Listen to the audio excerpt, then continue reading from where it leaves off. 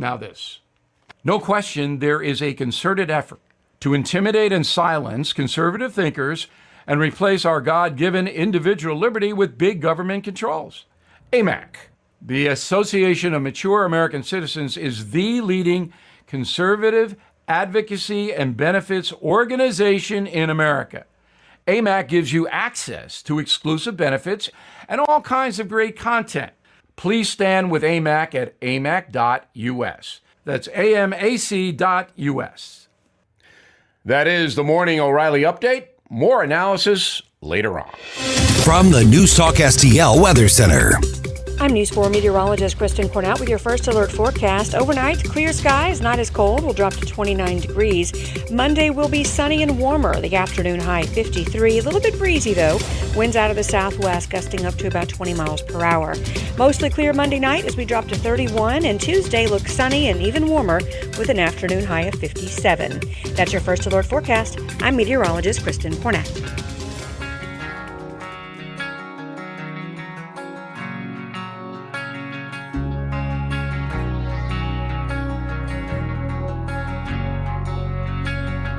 News, analysis, opinion. Watch us on our live stream using Rumble, Facebook, and Twitter.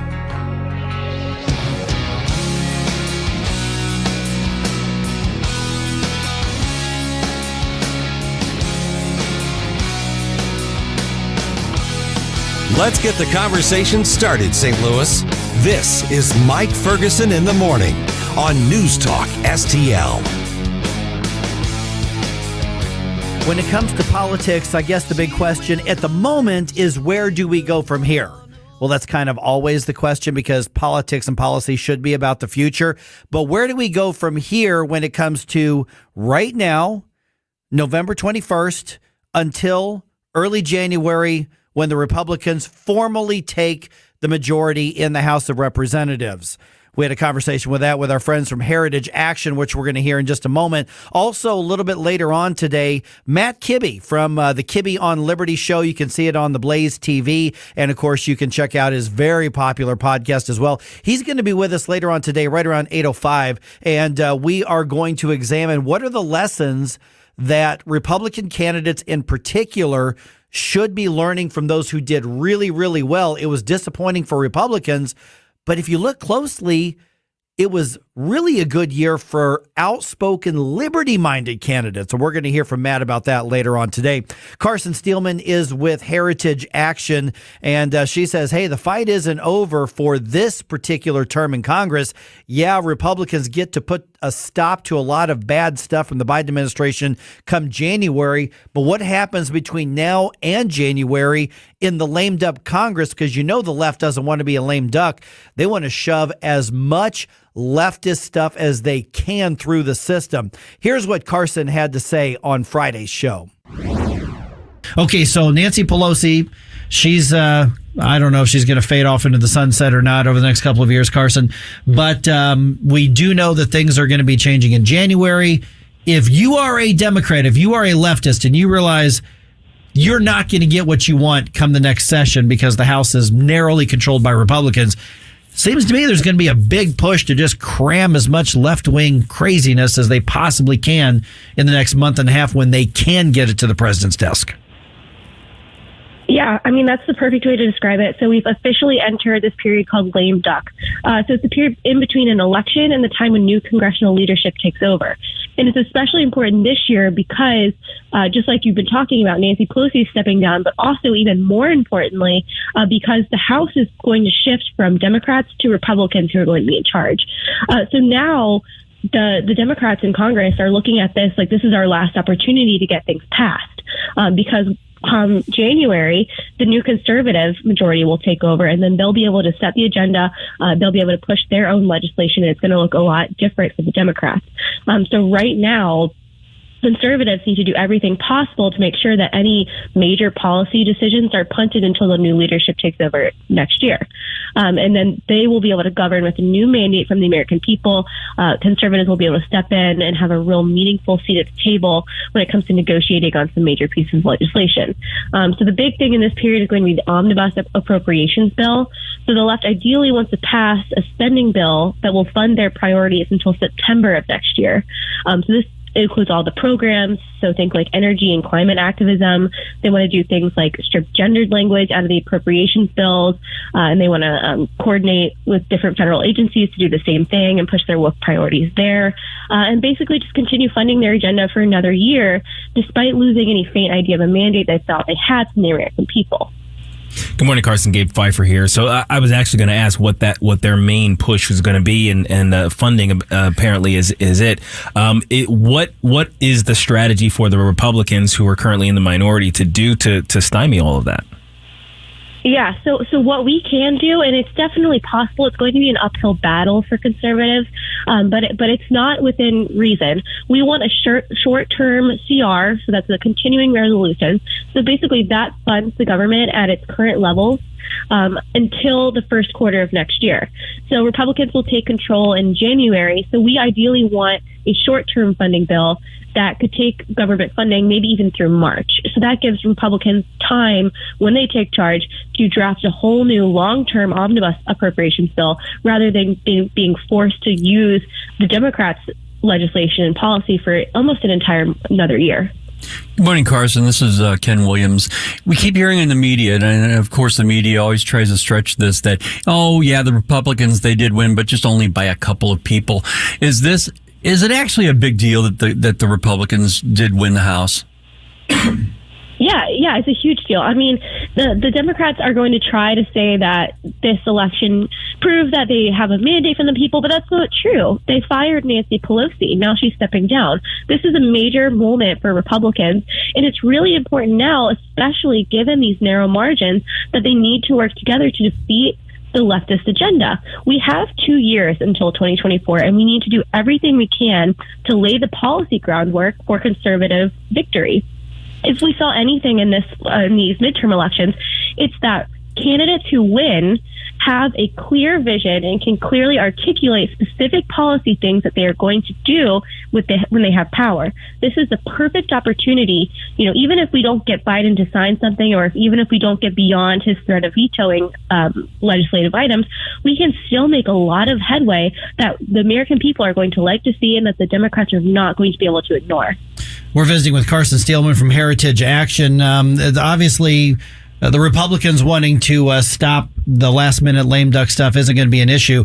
How do we do it with the Democrats who are leaving office? Because, hey, they're driven by ideology, and they're saying, hey, I was elected to serve through the end of the year, so I'm not going to stop being a liberal Democrat and trying to get this stuff done. So how do you hold them accountable when they don't like what we stand for in the first place?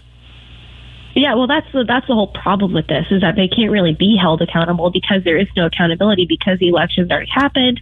They're already on the way out. They want to just solidify some idea that they might have of a legacy. So they really care more about themselves than they do the next Congress, of course.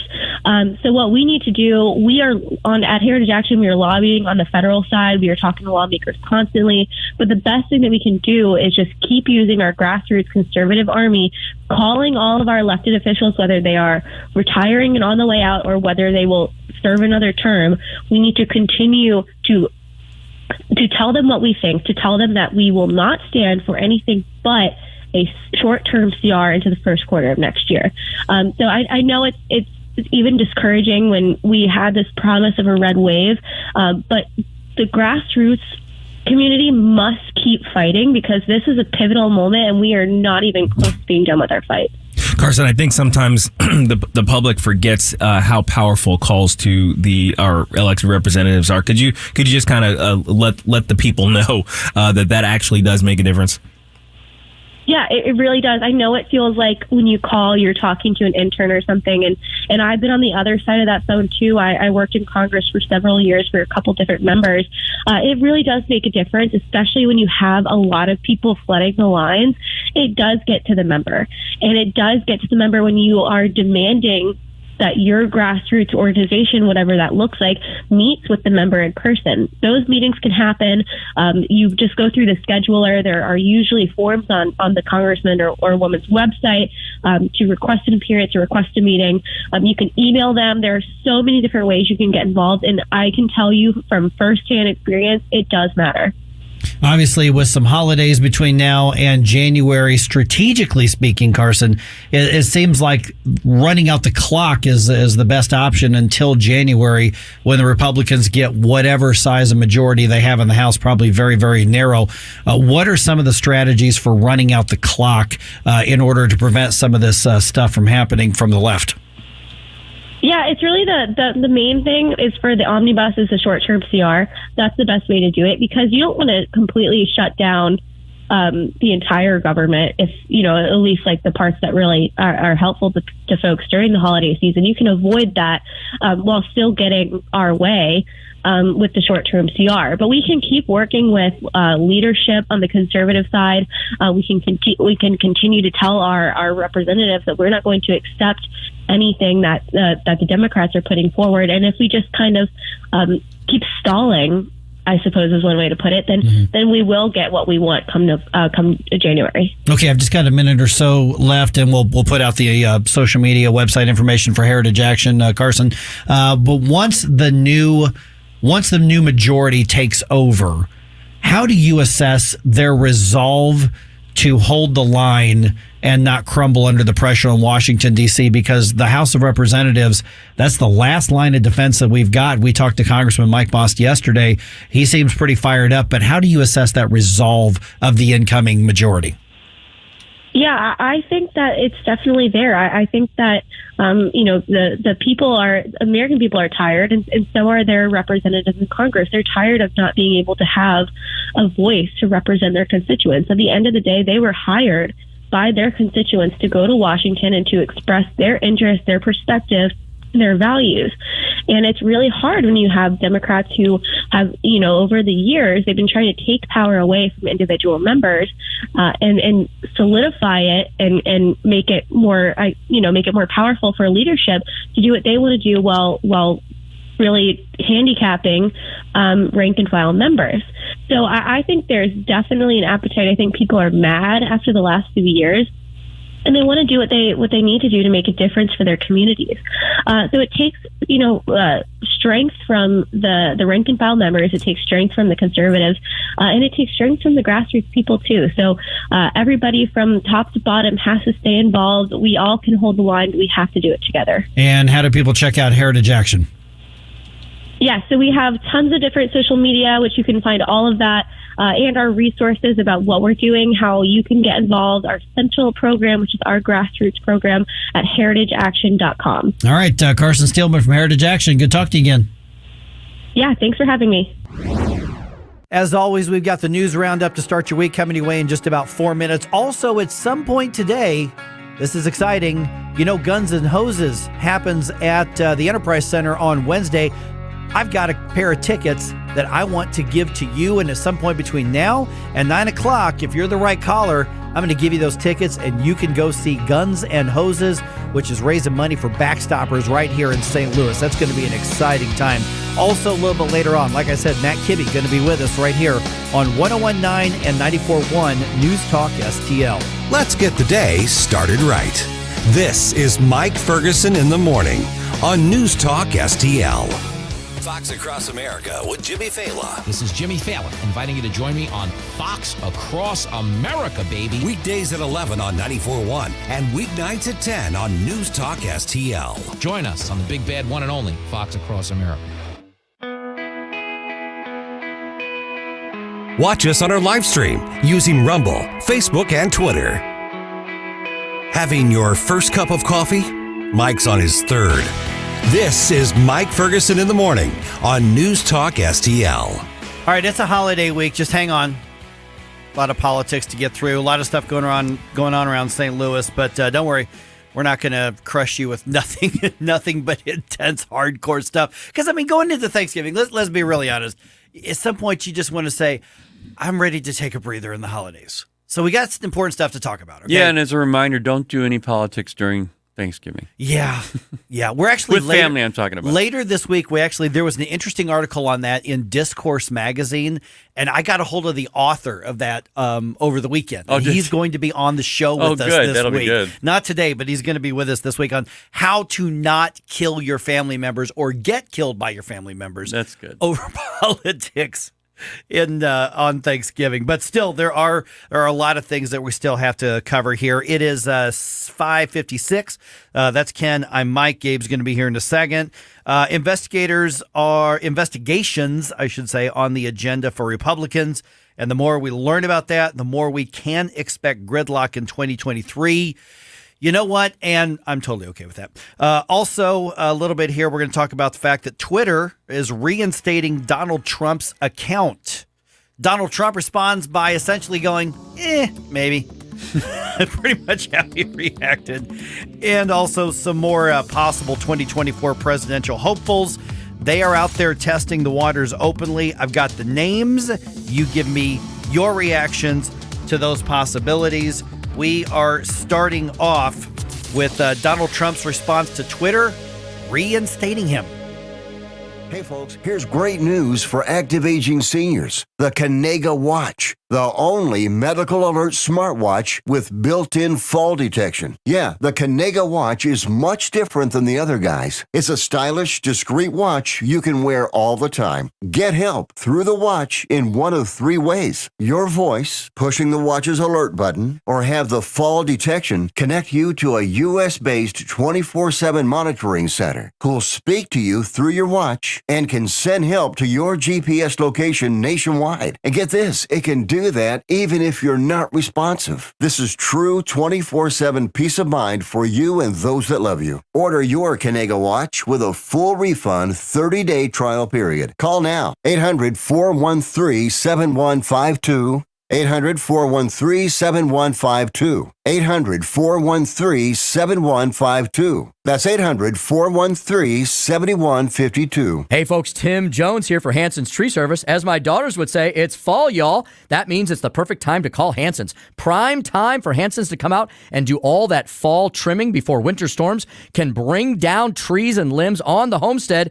Get on the Hanson schedule for winter dormant oil applications to protect your trees from insects taking shelter over the winter, and a perfect time for Hanson's to put you on a preventative plant health care program. Everything you need for winter can be found at Hanson's. Hanson'sTree.com. Tim Jones and Chris Arps in the afternoon. Kenny Zhu, president of Color Us United. Race became a profitable industry. That's what happened. Racial victimhood. We all believe in civil rights, but then there are people who actually profit off of racial victimhood in this country. Diversity, equity, and inclusion right now, the new hot thing in companies, is a $10 billion plus industry. Tim Jones and Chris Arps. Weekdays at 3:30 on News Talk STL.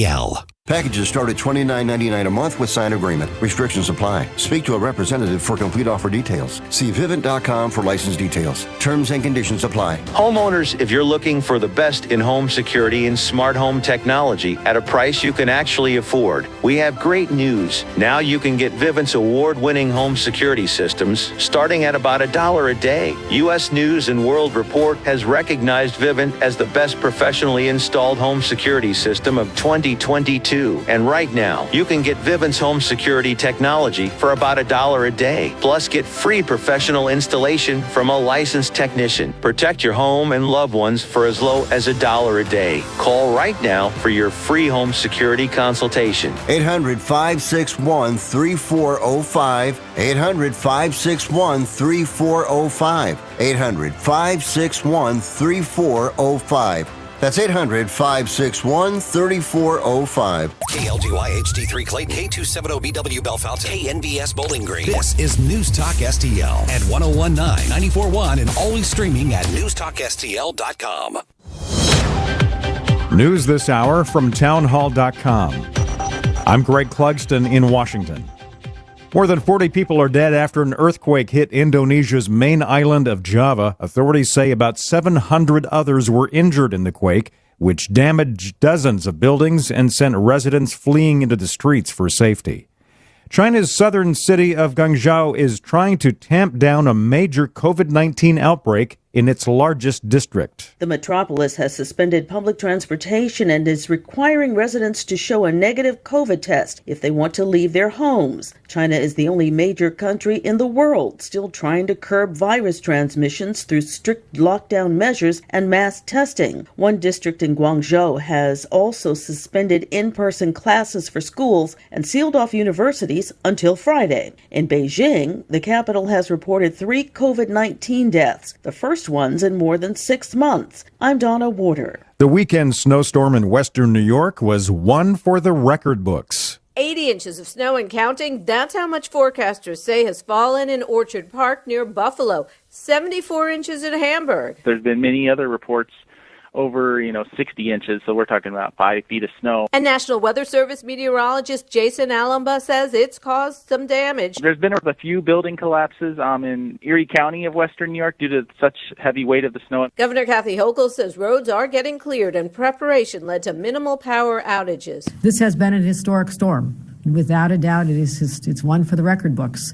And as someone who's from Buffalo and has lived in upstate my entire life, we've seen a lot of snow. I'm Julie Walker. Shock and sorrow continue to grip residents in Colorado Springs after Saturday's mass shooting at a nightclub left 5 people dead and wounded many more. A shooting suspect is in custody.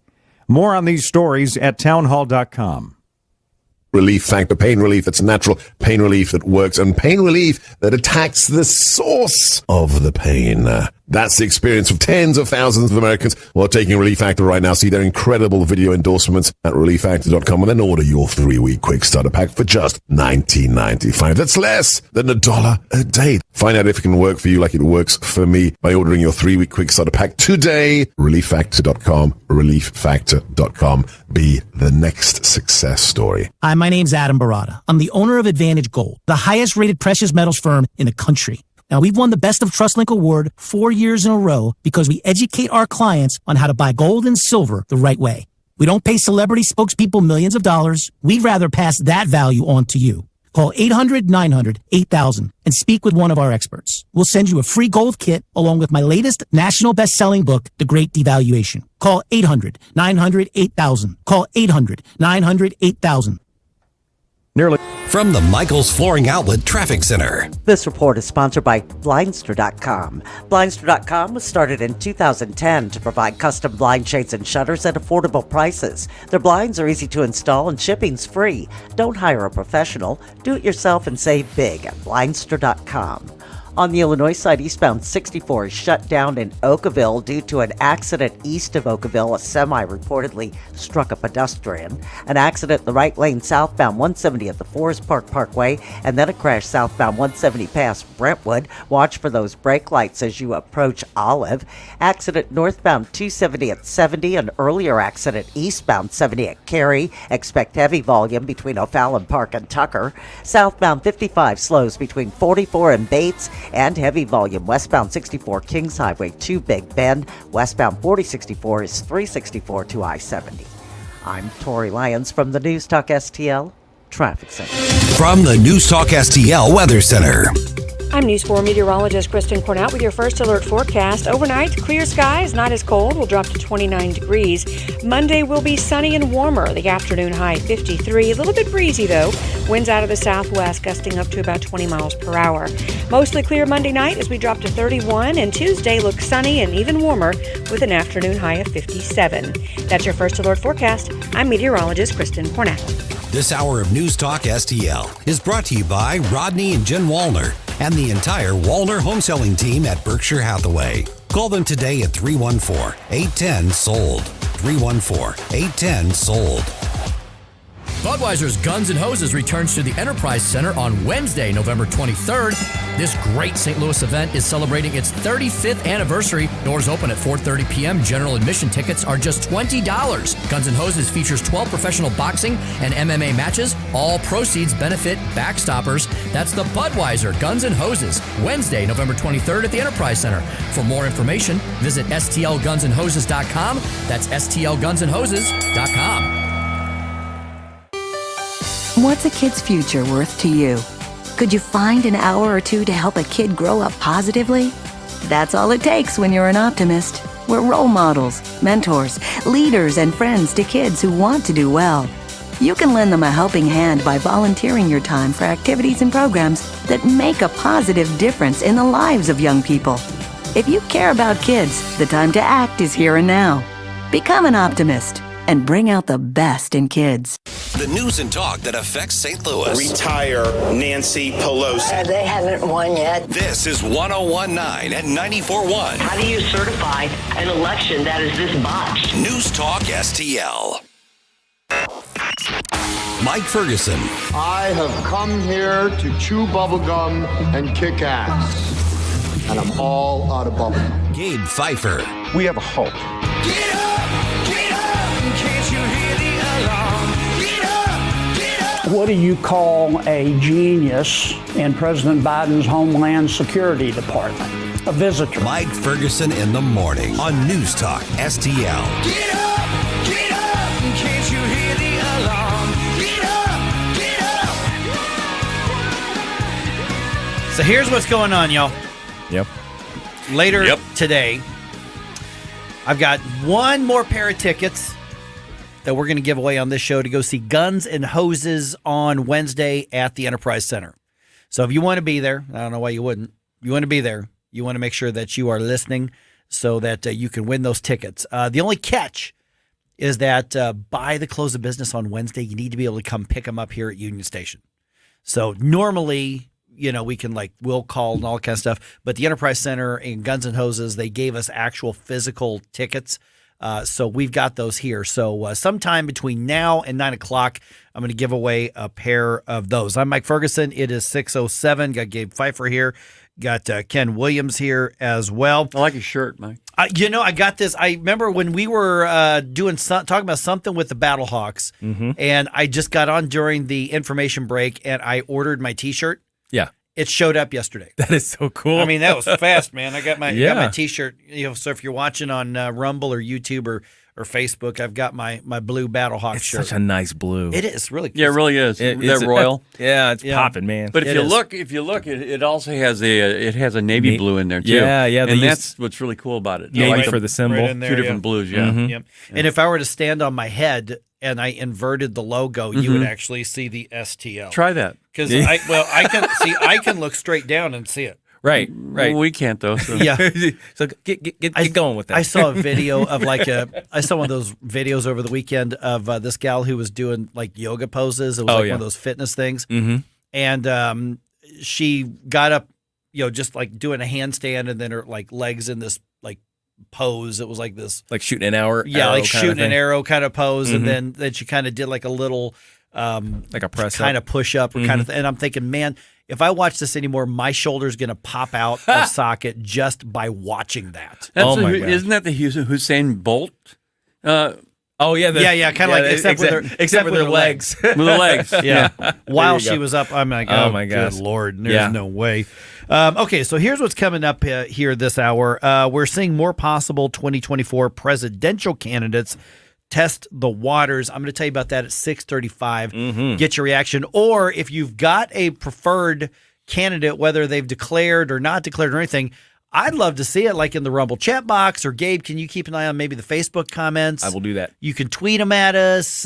You can mention them on the YouTube. I'm just really curious as to who you've got your eye on or who you're looking to see get into that, because several of them were at a convention over the weekend and were speaking. So 6:35. All right, there is rare agreement from people on both sides of the political aisle in Washington that a very popular social media app is in fact surveilling Americans right there through your cell phones. You're letting it happen. We've got more from Fox News' Grinnell Scott. Senate Democrat and chair of the Intelligence Committee, Mark Warner of Virginia, says TikTok, created in China, poses a national security risk.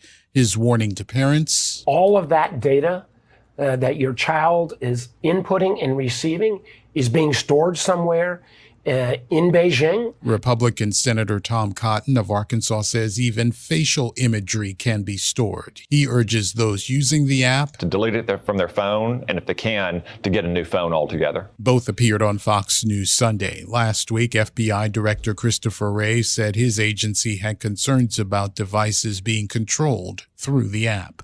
Gernal Scott, Fox News. I remember Jim Carafano telling me years ago, about TikTok. And I think the reaction at the time was people going, okay, whatever, you old guys, okay, boomer, you didn't want to, you don't like the social media apps. And Jimmy was saying, no, literally this is created and is run by the CCP. Yeah. To build information and data and literally to surveil Americans. We are self-surveilling on behalf of China through TikTok. Now it's mostly young people. So they're thinking, I just want to watch people do the dances or whatever it is they do on TikTok. I'm not on TikTok. But we're opting in, right? Yeah. And that's the thing. It's like you only have all these kids just opting into this this program on their phone, and they're just saying, well, it's no big deal. Everybody has my information anyway. That's like the new thought. Those of us who came up prior to the social media era, we are still a little trepidatious about this. But the people who've grown up in it, they're just like, no, everybody has my data anyway, so I don't care. But there's more to it than just their name and address. Yeah, and did you notice at the very end there that the phone could actually even be controlled remotely? Yeah, that's some of the concern. What else is on your phone? Your bank account information. Hello, Apple Pay. Yeah, or your bank's app or whatever. Oh yeah, Amazon. I just got a recent update from Apple, the iOS update, and one of the first things it says, "Hey, set up your Apple Pay." Yeah. Basically link your credit card to your cell phone. Now, I don't have TikTok. I don't have that in particular, but there's some things I still want to keep a little separate. Right. You know what I mean? Yeah. Absolutely. There's some. Here's something that I find really, really interesting. They're trying to virtue signal on I think it's ABC. They're saying we're not going on Twitter anymore. We're going to abstain from Twitter because we're not sure where Elon Musk is going to take it. And that lasted one day. That lasted less than a day. That lasted one day. Oh, it went away? Yeah. Well, it's a good thing for them because they never left TikTok, and I was getting ready to rail them on that. Oh, did they not leave TikTok? No. Oh, no. my gosh. So they were worried about Twitter. But not TikTok. Because of Elon's dangerous views about free speech, I guess. But they're fine with TikTok? Yeah. Now, let me ask you guys. You're giving me the news. You dummies. Because I didn't read the latest on that. What's the story? They went back on because of... Oh, they just tweeted later. So it's like, that's where the audience is. They said, after review, we're going to continue, but we're going to keep our eye on it, basically. It's just bullcrap. It's just bullcrap. It's virtue signaling. Virtue signaling bullcrap. All you people, all you woke folks, you're going to be off Twitter then, right? Okay, so are we then. Yes. Years ago, I was at another radio station that was a CBS News affiliate, and we had CBS News reports, every quarter hour. And we would come back from those. I would come back on the air live and just rail on CBS and how horrible and biased they were, and telling people you should not be listening to our news. Our news things in the middle of the, and so the operations manager got him. He's like, Mike, you're telling people literally that our product is bad. I'm like, yes, I am. In those news breaks, it's bad. Our local guy's fine. And he goes, but you're undermining the national affiliation. I went, you're damn right I am. And the funny part is that I was just pointing out the bias in every single one. And I looked at him, I said, am I wrong? He was like, no. And then the shoulder goes, no. That's interesting because 94.1 back in the day, my first full-time gig was at 94.1 KPCR in Bowling Green, which is a country station. Mm-hmm. And we would have top-of-the-hour news with CBS. Oh, wow. And people would call constantly saying, what do you have this joke on for? They were so mad. So they country folks don't like that so much. They can smell the BS. They smell it all the time. Right. They know what it smells like. They will know what it smells like. Okay, speaking of Twitter, Elon Musk reinstated, among others, Project Veritas, the Babylon Bee, and Donald Trump. Yep. And Kathy Griffin. Oh, yeah, and Kathy Griffin. Okay. And so Donald Trump was giving some remarks. Now, his remarks to the Republican Jewish Coalition, which is where a lot of these sound bites are going to come from, at 6:35. His actually, I think he videotaped it, and so I don't think he was there in person, but he videotaped it, and he actually mentioned the Twitter thing. Oh, That's my notice there on the computer. Here's what he had to say about the news that he was being reinstated to Twitter. Truth Social has been very, very powerful, very, very strong, and I'll be staying there. But I hear we're getting a big vote to also go back on Twitter. I don't see it because I don't see any reason for it. So basically, Donald Trump's like, yeah, thanks, but maybe not. And Elon answered with memes. Oh, did he? Have you seen the memes? No. Oh my gosh. Well, first of all, they had speaking of that CBS story, they had a meme where did you see that? The Brokeback Mountain one? Yeah. The Brokeback Mountain was like, I just can't quit you. And CBS kind of hugging on Twitter. I just can't quit you. Oh, okay. And then for the Donald Trump one, it's a little risque. It's a drawing, but it's a lady kind of shaking her tail at a monk. Right, so the Twitter logo is over her backside, and the monk is labeled as Donald Trump, and he's just praying to God.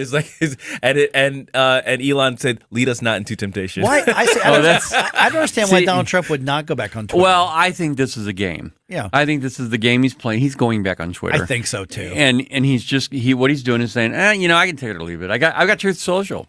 I don't need anything else. I've got my 8 million followers there versus my 88 million in Twitter. Yeah, there's like 10 times more people on Twitter following him. That number has increased dramatically. Yeah, it's just because I watched it when by the time I saw it, it was at 300 million, and then I looked again.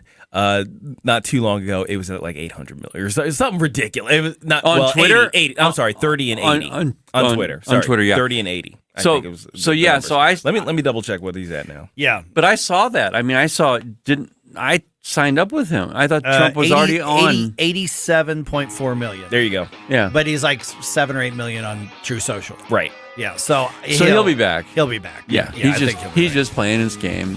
That's what they do. Yep. All right. They're flirting with each other. Yeah, exactly. I just can't quit you. All right. I can't quit you. Just ahead, let's talk some investigation, shall we? Okay. Yeah. And sweet gridlock in Washington, D.C. So we've got an answer from who's likely to lead the Democratic Party in the House. What's his take going to be on those investigations? You'll hear from him at 6:21 on 101.9 94.1 News Talk STL. Before you blow us all away. Get up, can't you hear the alarm? Get up, this is your cousin God. Get up, what are you waiting for? Get up. Get up, St. Louis. It's Mike Ferguson in the morning, made in St. Louis for St. Louis. It's News Talk STL. You want to give me more information? From the Michaels Flooring Outlet Traffic Center. This report is sponsored by Blindster.com. 6455 eastbound as you approach Route 3 on the Poplar Street Bridge, there's an accident involving a tractor trailer that has the 2 left lanes blocked. 2 right lanes are getting through on the Poplar Street Bridge. 270 northbound as you approach Gravois, there's a crash blocking the left lane. Traffic is stop and go as you approach 55. And 44 eastbound at Antire, there's a disabled vehicle blocking the left lane. Do you need new blinds or shades? Blindster offers custom-made blinds, shades, and shutters shipped directly to you at prices less than big box retailers. And right now, 45 any order during Blindster's Black Friday sale. Hurry, sale ends November 27th. Blindster.com. I'm Kat from the News Talk STL Traffic Center. Mike Ferguson here. Retirement should be a time you can relax. No more stress from work. But there's one thing you can't forget about when retiring. That's your money. Do you have enough saved to fund your income for life and keep up with inflation? How will you claim your Social Security benefits? And what about long-term care? The ClearPath Wealth Management Group at Stifel is here to help answer all of these questions. You can hear their latest views on the markets and investing during On the Money, hosted by Stifel financial advisors Bob Stockdale and Eric Robert, every Saturday morning at 9, right here on News Talk STL. They can help you get organized, guide you through critical retirement decisions, and create an investment portfolio designed around your needs. To schedule your free retirement plan consultation, go to clearpathinvesting.com. That's clearpathinvesting.com, or call 636-695-2650, 636-695-2650. Stifel Nicholas and Company Incorporated, member SIPC and NYSE. Hey, Tim Jones here for Rockwood Charcoal. If you love to grill as much as I do, I'm sure you prefer using charcoal over gas. Ever since I met Jonathan Heslop and he introduced me to his product, Rockwood Lump Charcoal, we're not using anything else. Rockwood's made from 100% pure Missouri oak and hickory and can be found in stores all across the country. It's the nationally highest consumer-ranked charcoal there is, so you're cooking with the best and supporting local industry and a local business right from my hometown of Eureka. There's over 100 area Rockwood retailers. Find yours at rockwoodcharcoal.com. I'm Susie Moore, and this is More to the Point. Ever since he first started making overtures at buying Twitter, Elon Musk has kept the social media world off balance. And I think that's a good thing. The tech giants, corporate media, and permanent bureaucracy of the DC swamp have all become far too cozy, manipulating and morphing a valuable communication tool into a heavily controlled and controlling environment where one and only one overriding narrative is permitted. Namely that all things progressive and woke are good, and thus allowed, and all things right of center are bad and must be censored, condemned, and canceled. Though he's not Donald Trump, Musk is a disruptor like Trump. If the past 5 or 6 years have shown us anything, it's that things need to be disrupted. Not all things, but certainly the corrupt complacency of the ruling class, who, not surprisingly, are utterly undone by the notion of Trump being allowed back on Twitter. CBS even tried to take its ball and go home over the weekend, blaming uncertainty on the platform, only to return to it in less than 24 hours. I'm glad accounts like Trump's, the Babylon Bee, and Jordan Peterson are being reinstated. But even more important than that, Elon needs to loosen the reins and let Twitter be fun again. Susie Moore is Deputy Managing Editor for RedState.com. For more to the point and everything Susie Moore, log on to RedState.com. Follow Susie on Twitter at SmoozyQ and keep listening to 1019 and 94.1 News Talk STL. Subscribe and watch your favorite News Talk STL shows. Mike Ferguson in the Morning, The Vic Porcelli Show, Columbo and Katie, Jones and Arps. Webcam streaming on Facebook, Twitter, Rumble. Subscribe and watch News Talk STL. All right, this is the official start of the holiday season, which means the New Year's right around the corner, which means those New Year's resolutions and business decisions are basically front and center. Mike Ferguson here for the Wallner Home Selling Team with Berkshire Hathaway. And if a move is in store for you or an investment purchase, like maybe an Airbnb or a flip or something like that, hey, you need to call Rodney and Jen at 314-810-SOLD. One of the reasons I always tell you about Rodney and Jen as people is because their professional record speaks for itself. They sell up to 15 times more homes than a typical real estate agent, which should make you ask the question, why? Well, it's because of who they are and how they do business. And when you talk to them by calling 314-810-SOLD, you're going to understand what I'm talking about. What Rachel and I decided, we wanted to maybe look at some property to do maybe a vacation, weekend getaway type of home in southeast Missouri. We didn't even think about calling somebody else. We called Rodney and Jen and got the process started. So we are still looking at those properties. We're still moving that forward. We're probably going to make the purchase sometime early next year.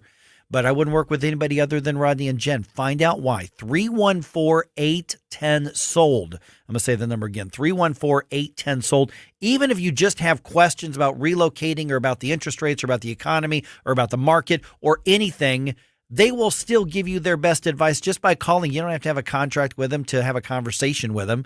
And then you can give them that conversation and you can give them that, not just that chance, but you can give them that audition and find out that they are the real deal. And when you're making a business decision as crucial as something like buying or selling a home or buying or selling property or making an investment that has to do with real estate, then you need to make sure that you got people who are ready to fight for you and your family. And that's Rodney and Jen. 314-810-SOLD, 314-810-SOLD. This hour of Mike Ferguson in the Morning is brought to you by Stifel. Request a portfolio review from your Stifel financial advisor at stifel.com. That's STIFEL.com.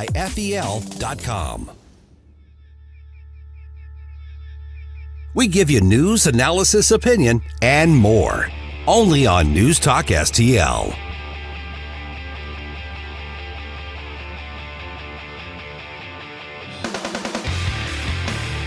Talk lines are open now at 314-912-1019. Get up, St. Louis. It's Mike Ferguson in the Morning. Made in St. Louis for St. Louis. It's News Talk STL.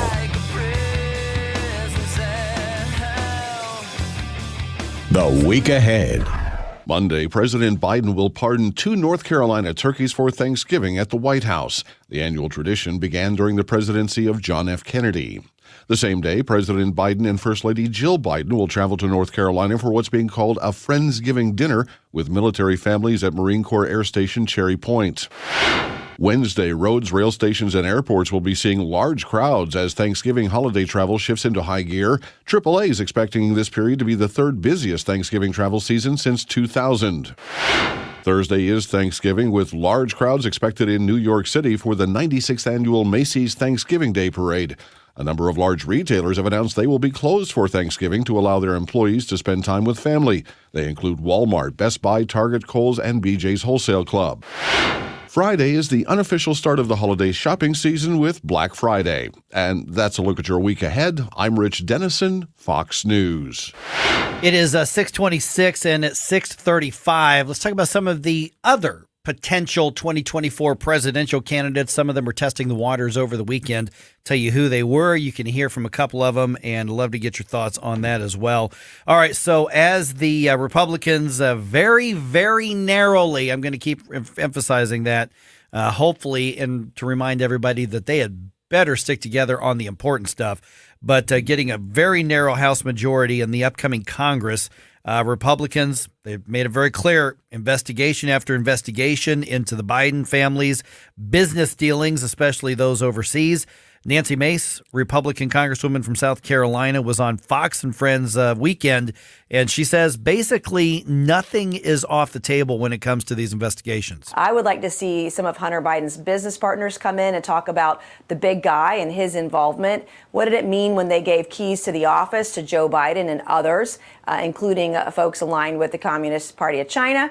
We have a lot of questions, and I think all witnesses should be on the table for these investigations. Okay, so Hakeem Jeffries appears to be Nancy Pelosi's pick to lead the Democrats in the House upon her stepping back from leadership come January. Jake Tapper was interviewing him on State of the Union on CNN over the weekend, and here's how Jeffries responded to the question, are you going to be involved in the investigations in good faith or... House Republicans announced this week their oversight plans, which include taking a look at the withdrawal from Afghanistan, the origins of COVID, the FBI search at Mar-a-Lago. I can see that there could be, theoretically, legitimate oversight questions on each of those topics that could be asked. Will House Democrats participate in these investigations in good faith, or do you see it as your role to defend the Biden administration? Well, we will absolutely defend the Biden administration and his track record of success if it comes under assault by people attempting to politicize our governmental responsibilities, without question. So no? Right. That's what I heard. Well, I don't know about you guys. To some degree, what's happening is the shoe is on the other foot. Yeah. And the Republicans now have a very slim majority, and they basically get to say, all right, we get to do to you what you did to us. So they could go that route. And as much as it's a crappy route that the Democrats have done, I'm thinking, hey, if they're all caught up arguing over these investigations, that means you grind everything else to a halt and you stop the Biden administration that way. Yeah. Okay. Yeah. And I found one thing really interesting. Kevin McCarthy made a comment that he is going to boot Ilhan Omar from committee assignments over anti-Semitic and anti-American conversations and remarks. Now, in the woke world, when you're in the woke world, that's an unacceptable thing to say to people, okay? But when you're in the real world the way it used to be, that is like normal. That's like, okay, you're anti-Semitic, number one. Number two, you're saying anti-American things and you're a sitting congressperson. Well, and the committee in question is the Intelligence Committee. Yes. And, literally a foreign affairs committee. And you've got someone who's proven to be anti-American and anti-Israel, who's obviously one of our key allies in the world. So McCarthy, and there is precedent for this. Remember, there were some Republicans booted off committees by Democrats in the last election cycle, after the last election cycle as well. So this isn't the first time this has happened. I mean, in Missouri, Republicans booted, 2 or 3 of their own representatives off of committees. And when that happens, they have basically zero ability to craft legislation or hold it up or alter it. All they can do is show up at the final vote and make that's all they can do. So Listen, Omar is somebody who hates this country. So politics is a rough sport. The Democrats made it very, very rough. And they were the ones who actually initiated all this activity. In this round, yeah. Throwing people off of committees Right.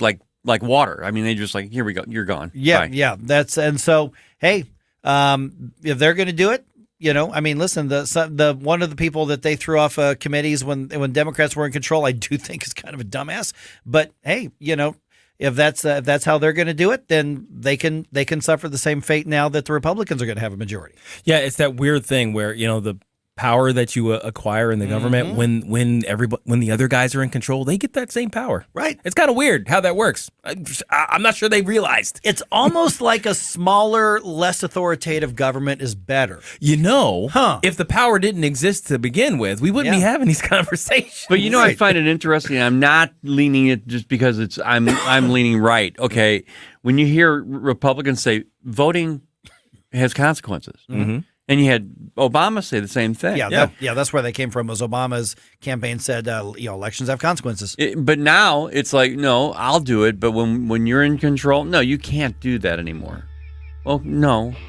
Right. Elections have consequences. Well, in the past, though, Republicans have said, well, we're not going to stoop to that level.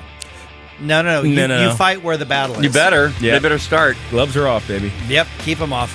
All right, 314-912-1019. Who do you want to see run for president? Is it Donald Trump, who's already announced? Is it maybe one of the others who might get in? Let me know. We're going to talk about some of the possible candidates testing the waters over the weekend. I'll let you hear from them. You tell me what you think. We'll get to that discussion around 6:35 on 101.9 and 94.1 News Talk STL. For podcast articles and more, find us on NewstalkSTL.com. Get up. It's Mike Ferguson in the morning. This is News Talk STL at 101.9, 94.1, 99.1 HD3 and NewstalkSTL.com. Free speech is alive and well in America. Sometimes it's hard to know what's real and what isn't. Right here. The country is heading in the wrong direction under this president. We're suffering shortages. America's running out of everything. News Talk STL. News, analysis, opinion. From the News Talk STL newsroom, I'm Joey Vasovich. Marquette High School students will have virtual learning Monday and Tuesday after threats led to early dismissals on both Thursday and Friday. On Friday, several students told staff they were sent an image that said Thursday's threat wasn't a joke and that an attacker was at the school with something I can aim with while you run in fear. St. Louis lawmakers on Friday passed bills creating tax subsidy districts for a $325 million entertainment, restaurant, and retail complex proposed along the Mississippi River in North St. Louis. The Board of Aldermen passed bills creating both community improvement and transportation development districts for the site at 11,000 Riverview Drive. 5 people were injured early Saturday after a fire broke out at the Brentwood Nursing and Rehabilitation Facility in Florissant. Firefighters extinguished a fire in a resident's room, and 5 residents were taken to an area hospital. 10 St. Louis County police agencies are pursuing a joint task force to combat vehicle thefts as the rate of stolen Kias and Hyundais in the region remains persistently high. They aim to model the effort after a 7-agency task force in St. Charles County created a year and a half ago that began as an effort to reduce auto theft but has since expanded to target other kinds of crime too. And in sports, the Blues beat the Ducks 6-2 at Enterprise Saturday night. The Blues and Ducks play again tonight at Enterprise. Puck drop is at 7 p.m. For in-depth coverage of these stories and more, go to NewstalkSTL.com. From the Michaels Flooring Outlet Traffic Center. This report is sponsored by Blindster.com. 6455 eastbound as you approach Route 3, there's an accident involving a tractor trailer that has the 2 left lanes blocked. Traffic is stop and go as you approach the Poplar Street Bridge. Westbound on the Poplar Street Bridge, drivers are tapping their brakes as they approach the crash scene. 270 northbound as you approach Gravois, there's an accident blocking the left lane. You're stop and go from 55.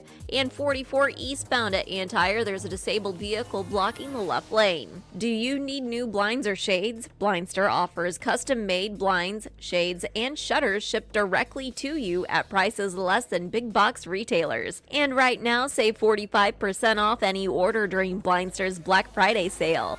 Hurry, sale ends November 27th. Blindster.com. I'm Kat from the News Talk STL Traffic Center. From the News Talk STL Weather Center. I'm News 4 meteorologist Kristen Cornett with your first alert forecast. Overnight, clear skies, not as cold, will drop to 29 degrees. Monday will be sunny and warmer. The afternoon high 53. A little bit breezy, though. Winds out of the southwest, gusting up to about 20 miles per hour. Mostly clear Monday night as we drop to 31, and Tuesday looks sunny and even warmer with an afternoon high of 57. That's your first alert forecast. I'm meteorologist Kristen Cornett. When is a financial help show not just a financial help show? When it's Pocket Watching with JT, the caller-driven financial talk show focused on helping you get your money right. Jason Thornton is a certified financial planner licensed in both tax and investments. You get JT's real reaction to all your money and business questions. Plus, you get JT's take on all the latest financial news. This is not just another financial show. Pocket Watching with JT now every Friday night at 8 p.m. on 101.9, 94.1 News Talk STL. If you believe Brandon and the supply chain issues are still in crisis, or even if you don't, hurry into Southern Armory, your Second Amendment headquarters, for the best selection of firearms, suppressors, holsters, ammunition, pepper spray, and knives. Browse through our constantly changing inventory, order something special, or have us repair or modify that firearm that you've been putting off. Try our firearms training simulator. See the demo video on our website. Come into Southern Armory, 9901 Watson Road, 1 mile east of 270 and 44, at southernarmory.com. That's southernarmory.com. Columbo and Katie. Their job at this incredibly upscale fancy restaurant in London is to go around to the tables and hand feed grapes to the customers. I don't even want to be disturbed by a waiter that's filling up my glass every 5 seconds or asking me how I'm doing every 5 seconds. Mm-hmm. I couldn't imagine someone coming over to me and being like, "And a grape for you, my dear." Tony Columbo, Katie Fitzpatrick. Weekdays at 2 on Newstalk STL. Tim Jones and Chris Arps in the afternoon. Monday, are the Democrats still counting the ballots? We'll unpack the weekend madness with Jim Talent at 4:25. At 5:25, Susie Moore of Red State. Tim Jones and Chris Arps. Weekdays at 3:30 on Newstalk STL.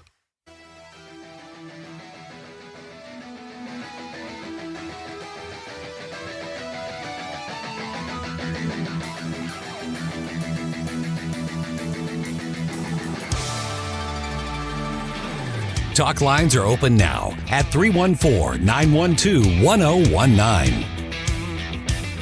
This is Mike Ferguson in the morning. This is News Talk STL at 1019, 94.1, 99.1 HD3 and newstalkstl.com. Okay, this morning it's going to happen. We're going to give away a pair of tickets to see Guns and Hoses at the Enterprise Center this Wednesday. Matter of fact, Ken, correct me if I'm wrong, but I think every show, local show today is going to be giving away at least one pair of tickets right here on Newstalk STL. What time in the morning show is the morning show going to do? Let's give them an appointment. It's going to be in the 7 o'clock hour. Okay. I will do that. I will tell you that. It will be in the 7 o'clock hour. All right, two more high-profile Republicans finding their way into the spotlight these days with discussion of the 2024 presidential run. Former Vice President Mike Pence, former Governor and UN Ambassador Nikki Haley were among those speaking at the Republican Jewish Coalition Convention in Las Vegas. Mike Pence was also on Meet the Press as well. And I've got two clips from what he had to say, and these are interesting. Now, keep in mind, he's also got a new book out, so he wants to be out doing a book tour as well. But here's part of what he had to say to Chuck Todd. A win is a win. I'm glad to see Kevin McCarthy will accept the gavel to be the next Speaker of the House, but I'd like to see more Republicans elected, and I'd like to see Republicans win the Senate and more governorships around the country. But for me, the common denominator had to do with whether or not candidates were focused on the future. Now, here's a follow-up to that. This, again, is for Meet the Press on NBC. Candidates that were focused on the issues that people are facing today and solutions for tomorrow, focused on the future, did quite well. But candidates that were focused on the past, candidates that were focused on relitigating the 2020 election did not fare as well. And we had some surprising and disappointing results. Yeah, they tried to trap Pence into going after Trump, and he wouldn't take the bait. And he actually defended Trump when it came to the Mar-a-Lago thing and everything with that. So Pence has still not said whether he's getting in or not, but he has acknowledged that he's looking at the 2024 race.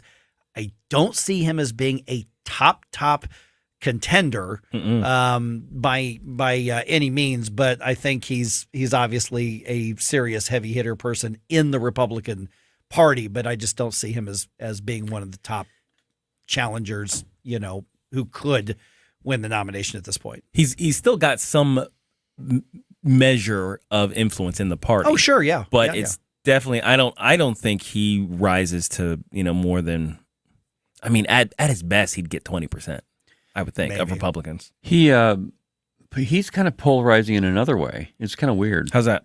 Really? Just in general, as a comment of he's as a devout Christian, for one thing, he gets there's a certain segment of the population that don't like that at all, and another part of him is he's kind of I don't want to say milquetoast, but he's just not.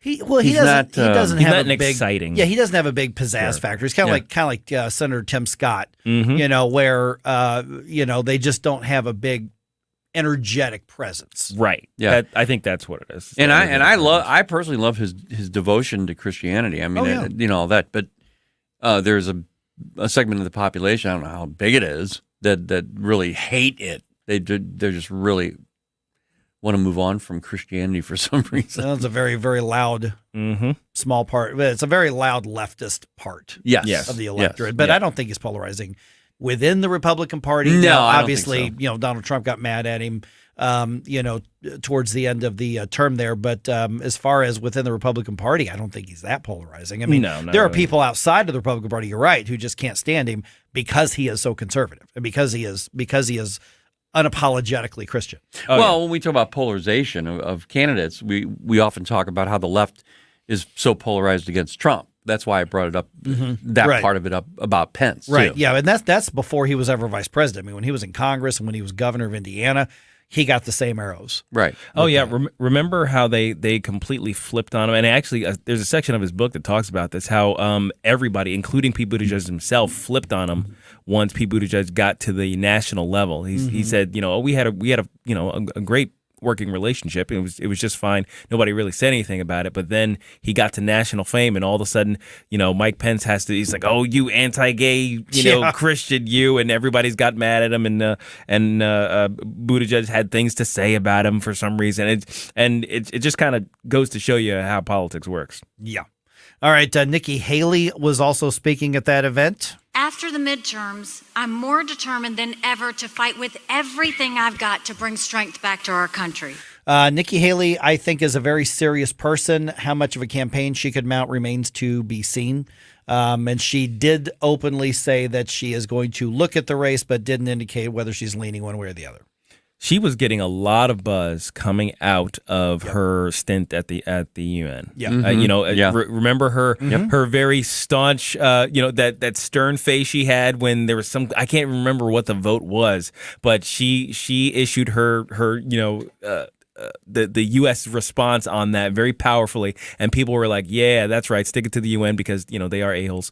So people were really in her corner at that, and then when she left, people was like, "Oh, well, okay, here she goes with her presidential aspirations," and of course, this was all in the midst of this presupposition that Trump was going to win re-election because the country was rocking at the time, right?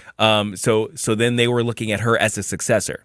Now she's being looked at as possible competition, and I think that changes the landscape dramatically. I think it's going to be interesting with all the candidates to see how much they attack Trump, because presidential elections for a lot of these people are getting them a cabinet position. They know that they will be in line for certain posts versus actually becoming the president of the United States. Their first entry into this campaign season for president. It just means that they're saying, "Hey, I want to get out into the national spotlight. Here's my exposure," and I'll find it very interesting to see how they respond to Trump. If they really attack him, that they're not looking for any kind of a cabinet post or anything. No, Senator Tim Scott, Senator Rick Scott, no relation, Mike Pompeo, former Secretary of State, former Congressman Ron DeSantis, Ted Cruz, Donald Trump. They were all among those speaking at the event. Mm-hmm. Yeah, I think Ken, you made a really good point there, because just increasing your national profile is one of the things that that comes with that presidential run, not necessarily becoming president. I would also caution against assuming that the race for the nomination's over. That's true. 2024. That's true. I mean, I would not even think about that right now. Yeah, I would not just assume that it is Donald Trump's to grab and claim.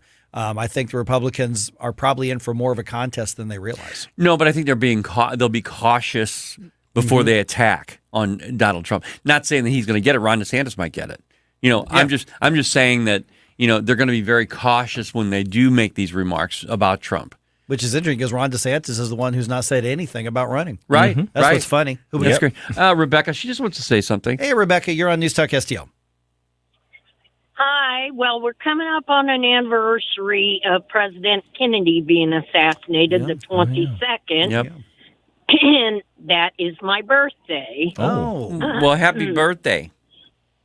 Yeah, it was a bad birthday that year. I was about 6 years old, and wow. But anyway, Thanksgiving being extra festive time to me, because it's around my birthday and everything. But I wanted to say happy Thanksgiving to you guys and girls. Well, thank you. Thank you so much. I just think you guys do a great job. And we've just got to keep sticking together. That's one of the keys to why the Democrats have done well. They stick together, boy. And that's what Republicans need to do, or conservatives, if you want to call us that. That's a great point. Yeah. Thank you. Rebecca, thank you so much. Happy Thanksgiving to you as well. You too. Happy Thanksgiving, Rebecca. Enjoy. Yeah. Yeah. And of course, said her birthday being on the same day that John F. Kennedy was assassinated. That's tough. You know when Rachel and my anniversary is? What's that? January 6th. No way. Yep. Oh, no, I did not know that. How did I not know J6, that? huh? Yep. All right. We're well, sitting you there go. on our third anniversary, because we'll be married 5 years coming up this January. So just watching the chaos. We're just watching that going, well, crap. Well, I mean, mine's May the 4th be with you. There you go. There you And go. it was by accident. Yep. We didn't, hey, honey.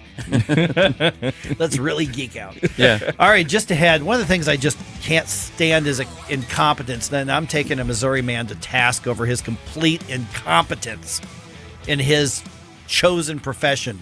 Very short-lived career. I'll tell you about it just ahead here on 101.9 and 94.1 News Talk STL.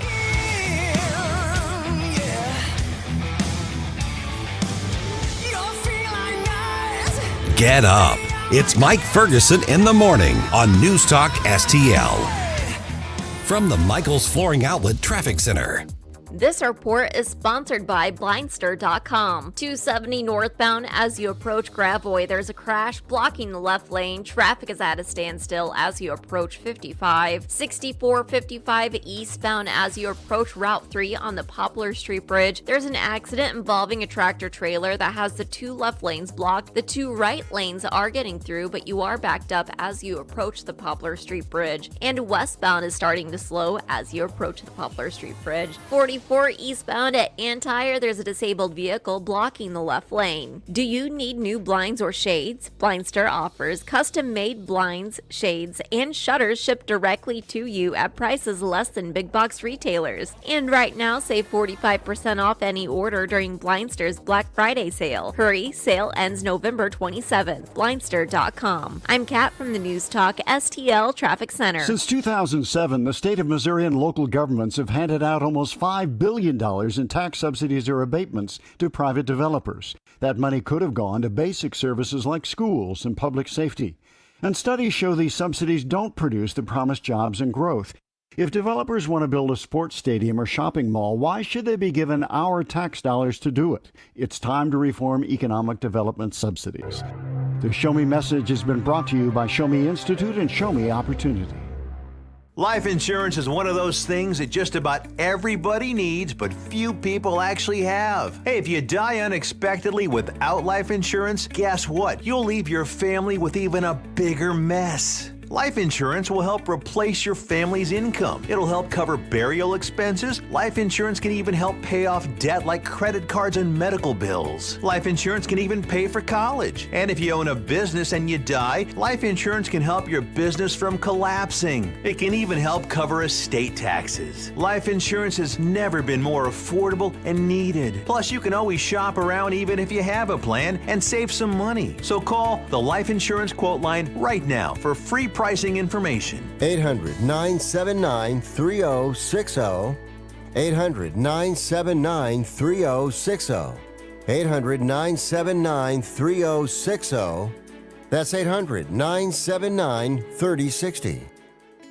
This is what's happening. Candidacy for President of the United States. We still have a long way to go before 2024. News, analysis, opinion. Nancy Pelosi has been fired. This is News Talk STL.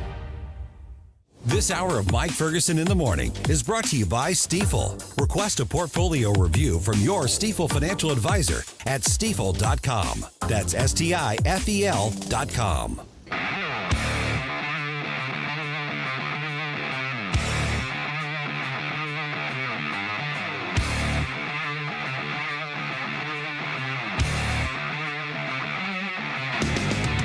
Talk lines are open now at 314-912-1019. Get up, St. Louis. It's Mike Ferguson in the Morning. Made in St. Louis for St. Louis. It's News Talk STL. All right, Democrats have full control of Congress for about 5 weeks now still left.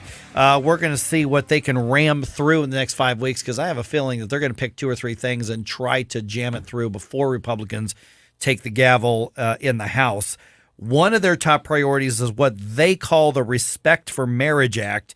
And needless to say, there's a lot of conservatives not wild about this at all. We're going to hear from our friends at the Heritage Foundation talking about that at 7:05. It is 6:51 right now. I'm Mike Ferguson, got Gabe Pfeiffer here, and Ken Williams here. You know, one of the things that just drives me nuts is I cannot stand incompetence. Yeah. Somebody says, I'm going to do something, and they have no idea what they're doing. And a Missouri man ended up in the headlines, frankly, at the end of the week because of how incompetent he was at something he tried to take on as a vocation. His name is Michael Conley Lloyd. He's 30 years old, lives in Springfield, right? Mm-hmm. He decides that he wants to try robbing banks. Oh, okay. Yeah. First of all, it's a bad idea. They've got cameras everywhere and everything. Yeah, robbing banks is difficult. But he wrote a really stupid, threatening note and handed it to the teller. Okay. First of all, you're not going to be taken seriously if all you can find to write on the piece of paper is a pink highlighter. No. Yeah. A pink. Yeah. So he and his girlfriend got in a fight, and he decided he wanted to prove a point to her. So he's driving up and down Springfield and stops in the Bank of America, and he writes the note saying, "Give me your money. I have a partner outside." And he scribbles it on with a pink highlighter, right? That's okay. Yeah, Okay. The pink highlighters, that's one thing. That's one strike. The Not description, very threatening. yeah, the description that was given to the guy is, you got a white guy, he's got some tattoos on both arms, on his neck. He's wearing one shoe on his right foot. So the shoeless bank robber, Yes. the shoeless robber. He was wearing an ankle monitor because he was already on probation for something else. Oh, come on now. So they already have your location. Yeah, and so he wrote, "Give me your money now. Don't say anything. I have a partner outside." He was given $700. Okay. The piece of paper that he decided to write the note on, he just grabbed something around his house and wrote it on the back of it. Mm-hmm. Was his birth certificate. His birth. All right. Okay, I thought you were gonna say some piece of mail, like a bill or something. Yeah, It's got yeah. his name and Yeah. address or something on it.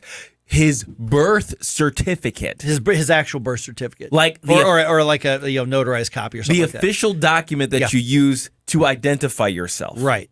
Everywhere. His birth certificate. I'm mad that he's robbing a bank because that's wrong.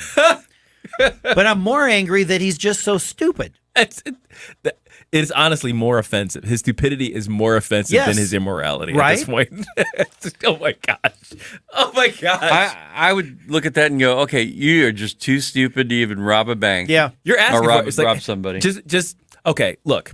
I'm all against government overreach. I don't think they should punish things exorbitantly and things like that. But he should just be in jail for the rest of his life. Yeah. I think that's the best place for him to be because he's not going to make it out here with the rest of us. Right. So he's driving back to his home in a trailer park, and he is like texting and calling the girlfriend that he was in the argument with. Okay. Because he saw a bunch of police cars go the other way towards the bank. Right. And he kind of went, uh-oh. And threw the evidence out the window. Wait, the evidence being? His birth certificate with the note written on the back. And the money. Threw the money out the window? He threw the money out the window. What? Yeah. And the cops arrested him. And he was like, all right, I did it. I'll take the consequences. They're like, whoa, you have the right to remain. So, that's fine. He waived his Miranda rights on the spot and confessed. I did not realize this story was going to get worse. It got more stupid. Oh, yeah. How do you even make it through life that dumb? Okay, can you imagine being the cop who's arresting this guy? He's laughing. How do you not laugh at the guy? A lot of laughter involved. I'm sure he was looking for cameras. He's like, I'm being punked right now. I know. Yeah. Absolutely. Somebody. Yeah, he's looking around like, somebody's got me on camera somewhere. There's a YouTuber or a TikToker who's making a prank video or something. Ashton Kutcher's going to jump out at me. He's like, I got you. I was like, all right, man. You got. But no. This guy just is that dumb. This is real life. Natural selection. Yeah. For the rest of his life. Yes. For the rest of his life. For the rest of his life, that man needs to be in prison because he's not, oh my gosh. So here's the thing is that it's not a secret that if you go and you hand a note to a bank teller, they're just going to hand you something. Yeah. Okay. So that's not something that's encouraging this kind of, we all know that happens, even though I suspect this bank teller probably looked at this guy as like, really? He's like, all right. Really? Well, really? You got to figure at some point, like, they're going to catch this guy. Oh, yeah. It's like, I'm not worried about the money. I'm not worried about any of that stuff. They're going to get this guy. He didn't wear a mask. He's covered with tattoos. By the way, everyone, tattoos are very, very identifiable. Oh, yeah. Very identifiable. Yeah. They're like fingerprints. And they did confirm that his ankle monitor was indeed inside the bank building at the time of the robbery because he was wearing an ankle monitor. You know what I find horrifying? What's that? He has the ability to bear children. Oh, no. Yeah. Does he have kids? I don't know.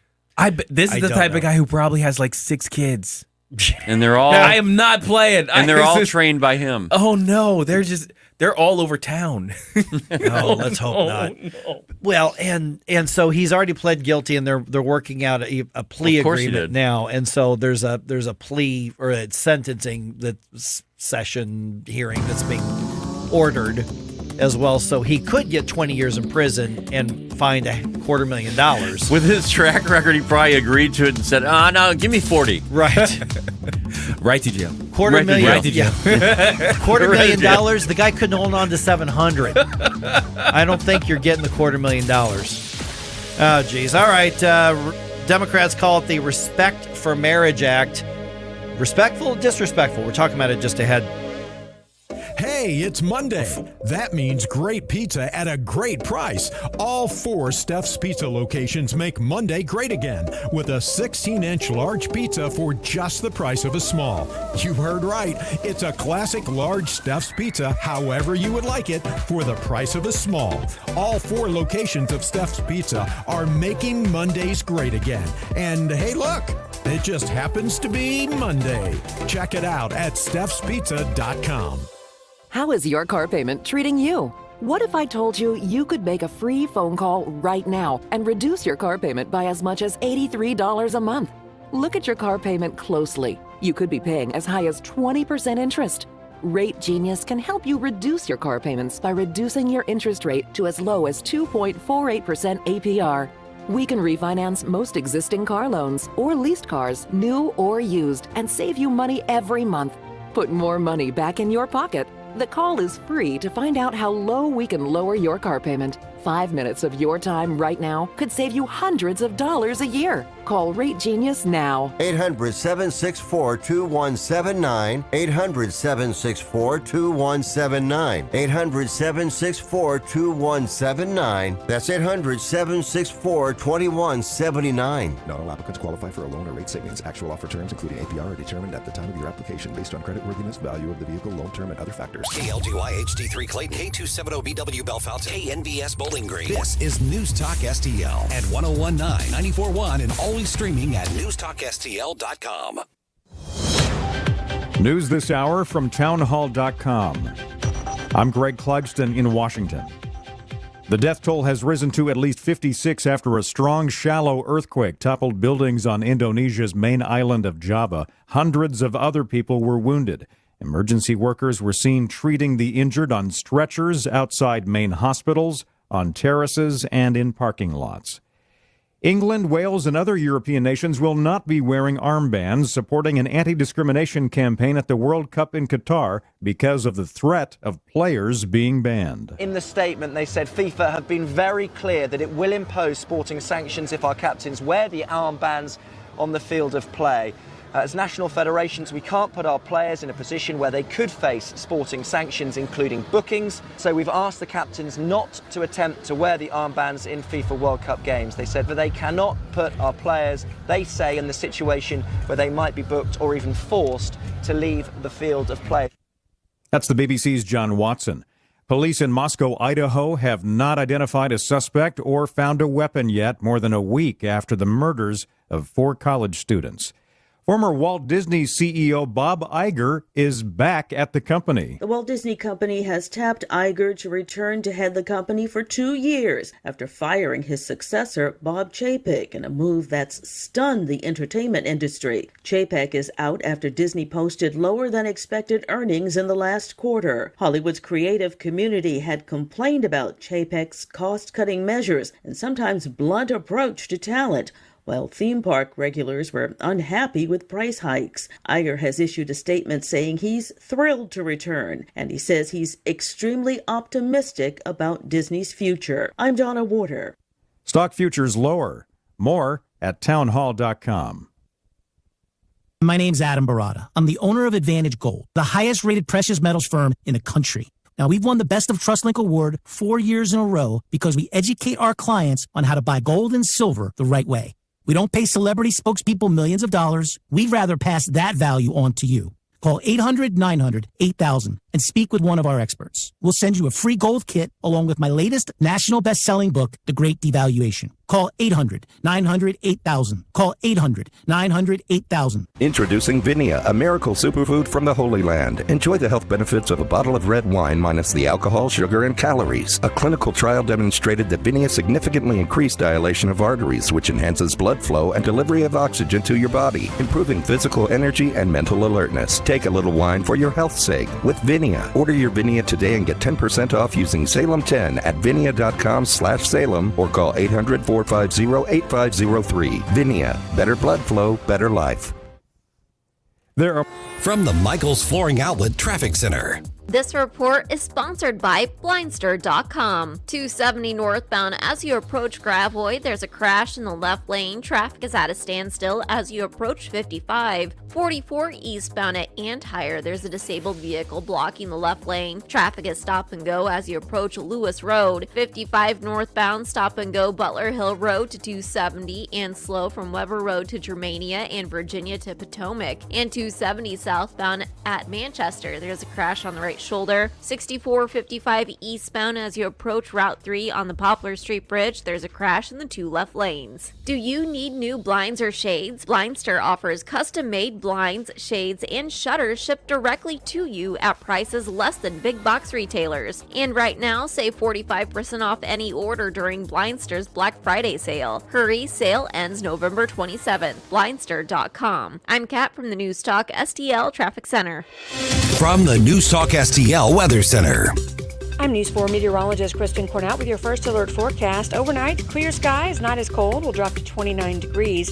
Monday will be sunny and warmer. The afternoon high 53. A little bit breezy, though. Winds out of the southwest, gusting up to about 20 miles per hour.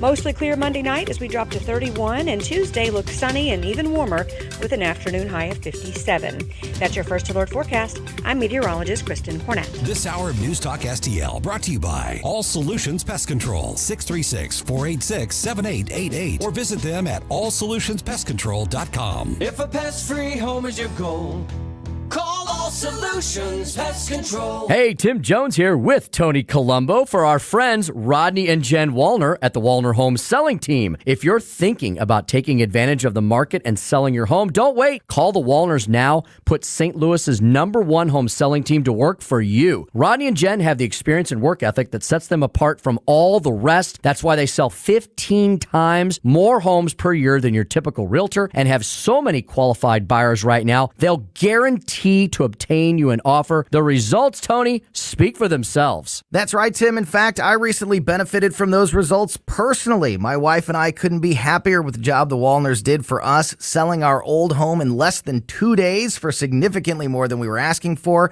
and finding us the perfect new home. Like so many others, we loved working with Rodney and Jen, the Wallner Home Selling Team with Berkshire Hathaway. So if you're thinking about selling your home, don't wait. Call the Wallners now at 314-810-SOLD. That's 314-810-SOLD. St. Louis's new choice for conservative talk. We need change in our country right now. Live and local. They clubbed us over the head for 2 years. Yep. You want corruption? This is how we get corruption. This is News Talk STL. Mike Ferguson. You play ball like a girl. Gabe Pfeiffer. I triple dog dare you. Get up! Get up! Can't you hear the alarm? Get up, St. Louis. So it's time to get out of bed. Pour yourself the greatest cup of Kofifi the world has ever seen. Rise up with one voice, drain the swamp, and take back our country. Today's the day we're going to do it, and it's time to do it right now, believe me. Mike Ferguson in the morning on News Talk STL. Get up! Get up! This is your cousin I remember the original debate over same-sex marriage in this country, and there were a lot of arguments for and a lot of arguments against, and eventually the Supreme Court ruled that there are, in fact, equal rights that apply to same-sex couples. So you would think, okay, well, that ends the argument, right? Not so much. Just over the past week, the United States Senate, with the help of many Republicans, gave first-round approval to a bill to codify into law some protections for same-sex marriage, and they've actually written into the law protections for interracial marriage. And you may say, well, Mike, what's been the threat to interracial marriage? None, but it's in there anyway. But let's focus on the same-sex marriage aspect of this. I am now joined by Emma Waters from the Heritage Foundation. Emma is a research associate with the DeVos Center for Life, Religion, and Family. Emma, let's start off with sort of the background to where this is. After the Dobbs decision, many on the left were arguing that, boy, these conservatives could take away rights, including the right to same-sex marriage or the right to interracial marriage. I'm not sure where they're getting that, but what is it they're actually trying to write into law? And then we'll talk about the concerns about religious liberty. Yeah, absolutely. So in Justice Thomas's concurring opinion in the Dobbs decision, he made a comment about how Roe was based on this phrase called substantive due process, but this phrase substantive due process would need to be radically reconsidered. Obergefell, which codified same-sex marriage, as well as Loving v. Virginia, which codified interracial marriage, was also based on substantive due process. So as soon as this opinion dropped, the left became obsessed with this idea that the right was trying to take away the right to same-sex marriage or the right to interracial marriage, even though that's not been a threat, nor will it be a threat anytime soon in any of the discourse, political or policy-wise. So what they're doing in this misnamed Respect for Marriage Act is they're repealing the Defense of Marriage Act, which codifies marriage as between one man and one woman in our public law. And instead, they want to repeal that and say that marriage is any union between any two individuals, period. And then on top of that, they don't actually define marriage. They just say that marriage is whatever a state recognizes it to be. And you can't discriminate on someone based on sex, ethnicity, or national origin. Now, if somebody says, okay, well, there's a Supreme Court ruling already to that effect that protects same-sex couples under the law the same as they would a traditionally married couple, and what's the big deal? We're just updating the laws with the right language. What's the problem with this? The problem with this is that it is a direct attack on the religious liberty of religious individuals and entities and organizations. So what this bill is going to be used to do is to weaponize the question of marriage against people of faith, including schools. So this will impact their tax-exempt status, government contracts, scholarships, and grants, and it will even impact licenses for adoption, foster care, and counseling services. So like you said, nothing in this bill changes the rights for same-sex unions in America. Obergefell, it all remains the same. But what it does do is attack people of faith. And so all of a sudden, you're going to see people coming under attack because they'll be violating this anti-discrimination legislation, whose ramifications are going to be far more reaching than we even have any idea of right now. Emma, we are told by, among others, some of the Republicans who voted for this in the U.S. Senate this past week, that a protection for religious liberty is built into the bill. That amendment was added, and that's what made it palatable. So who is still at risk? It looks like it's essentially a, for lack of a better term, Preacher Protection Act, that no religious entity is going to have to marry anybody, but they're arguing that religious freedoms are considered in this particular bill. Why do you think they're wrong? Okay, so we had two amendments that were put forward, one by Collins and one by Senator Lee. And so the concern that still exists here is that Collins' amendment in particular does not provide any affirmative defenses for religious liberty, only negative ones. And so it's a nice gesture, but it's largely an empty gesture, especially if you're putting that defense for religious liberty up against the anti-discrimination. You can't say no because I'm married to the opposite sex partner, et cetera, attack. So Senator Lee's amendment, on the other hand, that they did vote on yesterday, has very strong religious liberty protections and will likely be a very good addition to the bill. Now, it's still a question of, are you affirming something that is true about marriage or something that is false about marriage? And that's still a grave concern for conservative leaders and people of faith across the nation. However, the hope is that Senator Lee's amendment will at least provide adequate religious liberty protections for people of faith when and if this bill is officially passed. So there is hope that this amendment will do its job and will stand the test. But Senator Collins' amendment is largely empty gestures. And then outside of that, the bill itself has no protections for people of faith whatsoever. We are visiting with Emma Waters from the Heritage Foundation. Emma, are we dealing with a case of rights in conflict, the rights of same-sex couples and religious liberty being in conflict with each other? Oh, we absolutely are. And this has been something that's been under the surface for a long time. But once again, the interesting and important part of this is it's not people of faith who are attacking same-sex couples. It's now same-sex couples and those who are advocating for it that are using the Supreme Court decision as a reason to further limit the rights of religious individuals and religious organizations. And we know that following the abortion debates and other discussions that this is absolutely a priority for them. So it seems like they're trying to use this lame duck period to further demoralize conservatives and further push back against any of the pro-family, pro-life agenda that they have been fighting for. What would be an example of a faith-based institution, organization, person who could suffer legal consequences simply for abiding by their faith or their statement of faith if it's an organization? Yeah, so I think the most obvious example of this that we've seen plenty of examples of already are adoption agencies or foster care agencies that hold to a traditional view of marriage and also believe a lot of really good social science data that shows us that children do best emotionally, psychologically, mentally, even educationally when they're raised in the home with the love and protection of both a mother and a father. And so many of these organizations who will be called bigots and so on are not actually bigoted, but they recognize that there are certain family structures that are best for children and then those that are not. And so in the best example then would be with the Disrespect for Marriage Act, as we like to call it. There will be a lot of conflict when it comes to adoption agencies, first and foremost saying, well, this is the law of the land now. It would be discriminatory for you to turn down a same-sex couple, even if it goes against your sincerely held beliefs on the topic.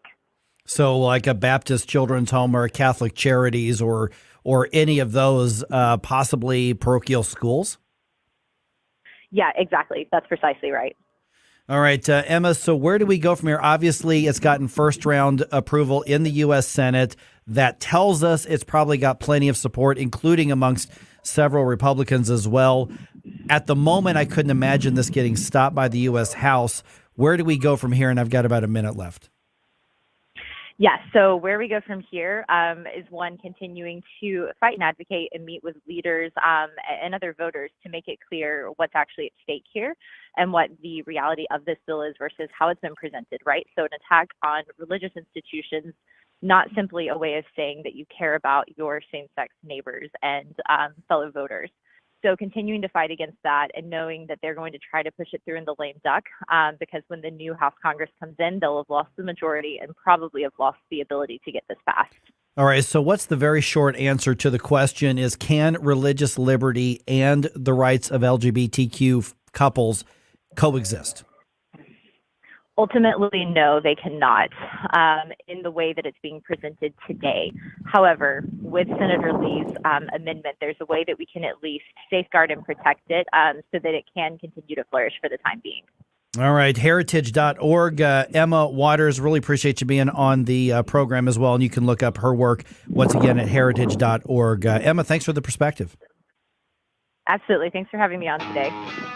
Okay, guys, I'm not going to lie. I'm a little surprised by Emma's last answer right there when I said, can LGBTQ rights as we know them today and religious liberty coexist? And she says, no. Interesting stuff. All right, what do you think? 314-912-1019. Let's get your take on this. 1019 and 94.1 News Talk STL. All at once depart, no destination, making cold my heart to fight your war. Stop it right now. I have had enough of this. Turn my eyes to your indifference. Stop it right now before you blow us all away. Get up, can't you hear the alarm? Get up, this is your cousin God. Get up, what are you waiting for? Get up, get up.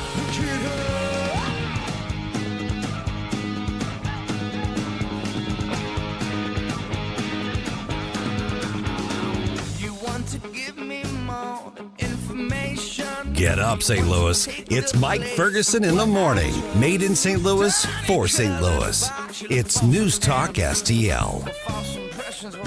From the Michaels Flooring Outlet Traffic Center. This report is sponsored by Blindster.com. 270 northbound, all lanes are back open before Gravois from an earlier crash. Traffic is still stop and go from 55. 55 northbound, stop and go, Butler Hill Road to 270, and slow Germania to Potomac for that road work that has the roadway reduced to 2 lanes. 6455 eastbound as you approach Route 3 on the Poplar Street Bridge. There is an accident blocking 2 left lanes. Traffic is stop and go from Walnut Street, and 270 in both directions as you approach New Florissant. The roadwork has 1 lane closed. Do you need new blinds or shades? Blindster offers custom-made blinds, shades, and shutters shipped directly to you at prices less than big box retailers. And right now, save 45% off any order during Blindster's Black Friday sale. Hurry, sale ends November 27th. Blindster.com. I'm Kat from the News Talk STL Traffic Center. Colombo here for Agers Heating and Air Conditioning. We trust Agers with our home because their #1 priority is doing right by the customer. Temperatures are changing changing outside, and as we transition from warmer temps to cooler ones, if you have any issues keeping your family comfortable, don't wait. Call the great team at Agers so they can address the issue before it gets worse.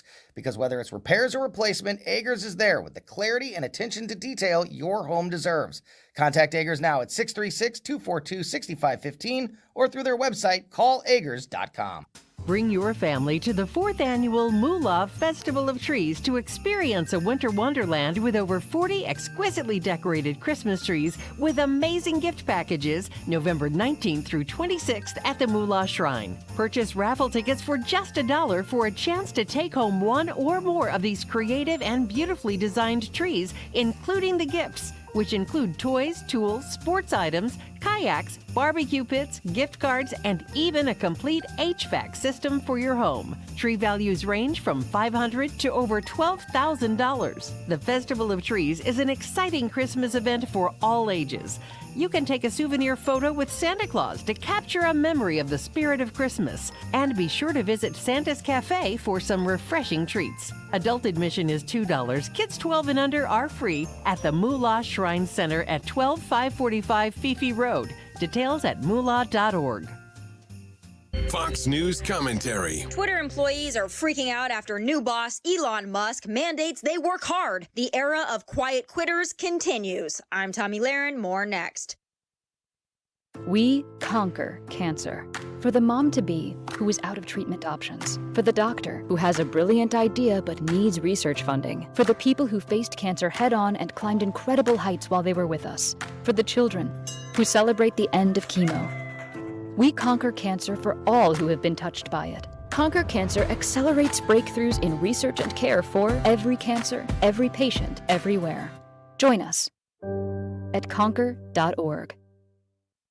New Twitter owner Elon Musk gave his employees a very simple ultimatum. Be ready to work extremely hard or quit. And as you can expect from this millennial/Gen Z era of quiet quitters, many employees didn't take it well and opted to let the door hit them on the way out rather than level up at work. And this also prompted current and now former employees to tweet with the hashtag #LoveWhereYouWorked. In the past tense. It's no secret the company has been hemorrhaging employees, some by choice and some through firing. In fact, Musk has eliminated more than half of the company's 7,500 staff members already. But here's the deal. If free speech and hard work offends these employees so much, maybe Twitter isn't the place for them. Perhaps they should try communist TikTok instead. LOL. I'm Tommy Lahren. This is News Talk STL. News, analysis, and opinion from the voices you know and trust. News Talk STL at 1019, 941, and newstalkstl.com.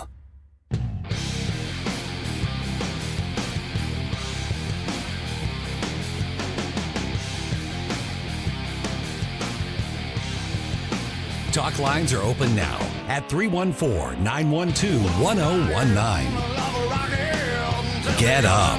It's Mike Ferguson in the morning. Made in St. Louis for St. Louis. It's News Talk STL. Had another nightclub mass shooting happen over the weekend. A gunman killed 5 people, and as of the last check, there are at least 25 others who were hurt through this. Now, some of that was a matter of people being shot. Others were hurt as there was obviously a big stampede and rush to get out of the building. It happened late Saturday night at a gay nightclub in Colorado Springs, Colorado. Suspect was injured in the altercation, but he's now in police custody in a hospital. Fox News' Alicia Acuna has the details. According to police, 22-year-old Anderson Lee Aldrich entered Club Q just before midnight and began shooting into the LGBTQ nightclub. 5 people were killed and 25 were injured, according to authorities, some of them critical. Today, police acknowledged the heroism of 2 people who intervened. At least 2 heroic people inside the club confronted and fought with the suspect and were able to stop the suspect from continuing to kill and harm others. We owe them a great debt of thanks. A makeshift memorial has been slowly growing outside the club. Police have asked the public to be patient if the information is slow getting out there. Yeah, so what we don't know at this point is more than what we do know. We know that this shooter was quote unquote known to the police. We don't know much other than that. We know that he used a rifle of some kind. We know he had body armor on, which makes me wonder how in the world did you get into the club? Oh wow! But Colorado Springs, Colorado is generally a blue state. Yeah. Colorado Springs, not so much. Right. That's a conservative area. Joe Biden has already put out statements, using this, capitalizing on this to try to push his gun control agenda. We've got to ban assault weapons. I have no idea whether an AR or anything like that was involved with it. We just know that it was a long gun, but that's not stopping the left from jumping all over this. Now, remember, the last gay nightclub shooting was the Pulse in Orlando, which was, 4, 5, 6 years ago, something like that. Yeah, easily. And it turned out that it was a Muslim guy who, was targeting them. Yeah. We don't know why this guy was targeting this particular club, but he came in with intent to kill as many people as possible. Mm-hmm. Yeah, and based on the body armor thing, this is planned. It's not. It Oh, wasn't. yeah. It wasn't a random. It wasn't a great. It was definitely planned. So we'll find out more as the news does. But before we find out more, rest assured, the left's going to make this a gun issue. Oh, they already have. Oh yeah, already have. Yep. And there was also a lot of anti-Christian talk. People already blaming Joe Rogan and Jordan Peterson. Culture war stuff. Culture war basically. stuff as well. I mean, it was disgusting how I am convinced some people on the hard left really want these things to happen so that they have a cause to champion. And I don't say that lightly. I understand I just pissed off a lot of people, and I don't care. No, they're feigned tears. I mean, they get on there, they're crying and everything, but they actually want this to happen. They want to create this culture war. Here's the thing. If your first thought after hearing the story is, I can use this to further my agenda, right, you're the bad guy. Yeah. Yep. And that's what we're seeing. All right. So, I mean, the bottom line is obviously with me having obviously an opposite perspective from the victims on this, that makes no difference whatsoever. These are human beings who were out enjoying their Saturday night, and they were murdered for no reason whatsoever. Just innocent lives that were taken. And it doesn't matter whether I'm a part of what they do or not. And that's the tragedy of it all, is that the victims in these things always get lost. Yep. Because they basically just serve as the planks in the platform for whatever political discussion is the cause of the day. So it's either going to be, this is anti-trans violence or anti-LGBTQ violence, and this is why the riot sucks, or this is anti-gun. This is why weapons of war shouldn't be allowed in our streets. Those are the talking points. We saw them coming, and not because we're thinking of them, but because we know the other guys are. It seems to me that if you're gay, you should be as pro 2A, as pro Second Amendment as anybody in this country. Every minority should be the biggest pro 2A advocates ever, because it's for us. Here's a big problem I'm having right now is that I know Joe Biden, he has made an announcement. He responded to this saying he's in full support of the LGBTQA plus, population, which is fine. Sure. But then he's saying that we must tamp down extremism. He's starting to do things and say things. He's skating on a very, very razor thin line, because what he's saying is he only has one more word that he needs to use before he's labeling it as something that somebody on the right did. Oh, these when they say extremism, and that's the thing. Whenever the left say extremists, they mean mainline conservatives. Yeah. Right. You and I. Yeah. Us three in this room could have done it. As far as they're concerned, it's like any one of you crazy MAGA folks or just conservatives in general, you guys are automatically suspected as being the possible culprits for this. You were the red America, as far as the leadership of the Democrat Party is concerned, is a terrorist organization. Well, it's their divide and conquer, aspect of this, and it fails. I think they get frustrated that it's increasingly failing. Now, listen, the gay community or the alphabet soup community there, they obviously for the most part vote left. Yeah, I mean, without a doubt. Yeah, that's not as much as it used to be, because you know what we're finding is that a lot of the gay couples out there have more expendable income. Mm-hmm. And so over the past 10, 15 years, they're going, wait a minute, tax cuts mean something. But when it comes to things like Second Amendment, when it comes to things like that, those issues, they should be the biggest proponents of self-defense because of things like this, because, of the of the rare cases of physical gay bashing. Now, you can be mad at conservatives who want free speech on Twitter. Tough, deal with it. Yeah. But in this type of case right here, you see where personal freedom matters and self-protection and the right to self-defense matters. I've never understood why minorities in this country of various stripes are not more concerned about the size and scope and power of the government, as well as there was one other thing that I missed. Just the overall concern that the left seem to have about wanting to take care of us. That's creepy to me. Yeah. Yeah, how's that worked out in the past? Yeah, it's like, stop helping me. It never has worked out. That's the thing. Yeah. All right, 314-912-1019. Just ahead, Twitter says, Donald Trump, you're back on. Donald Trump goes, Not his official statement, but it was essentially, I'll let you hear from him just ahead right here on 1019-94.1 News Talk STL.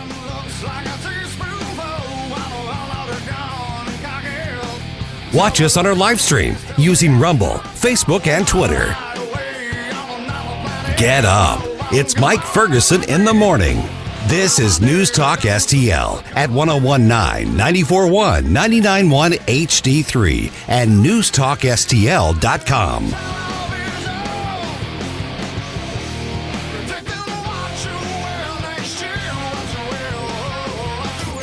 Big old corporate lib AM station telling us what to say here. Conservative talk for St. Louis. This is News Talk STL at 1019, 94.1 and always streaming at NewstalkSTL.com. From the News Talk STL newsroom, I'm Joey Vasovich. A water main break around 11th and Market Street flooded parts of downtown St. Louis Friday night. In addition to the roads, basement-level apartment garages flooded as well. One resident said he was trapped in an elevator when the water started flooding in. Former principal Mark Weller has sued the Ferguson Florissant School District, claiming he was discriminated against because he is white. According to the suit, Weller was told his contract would not be renewed because his position was being eliminated. Then the district hired a replacement who was black. A 55-year-old Weldon Spring man who owned truck driving schools has admitted to willfully failing to turn over taxes from employee wages and filing quarterly employment tax returns with the IRS between 2012 and 2019, totaling $3.4 million.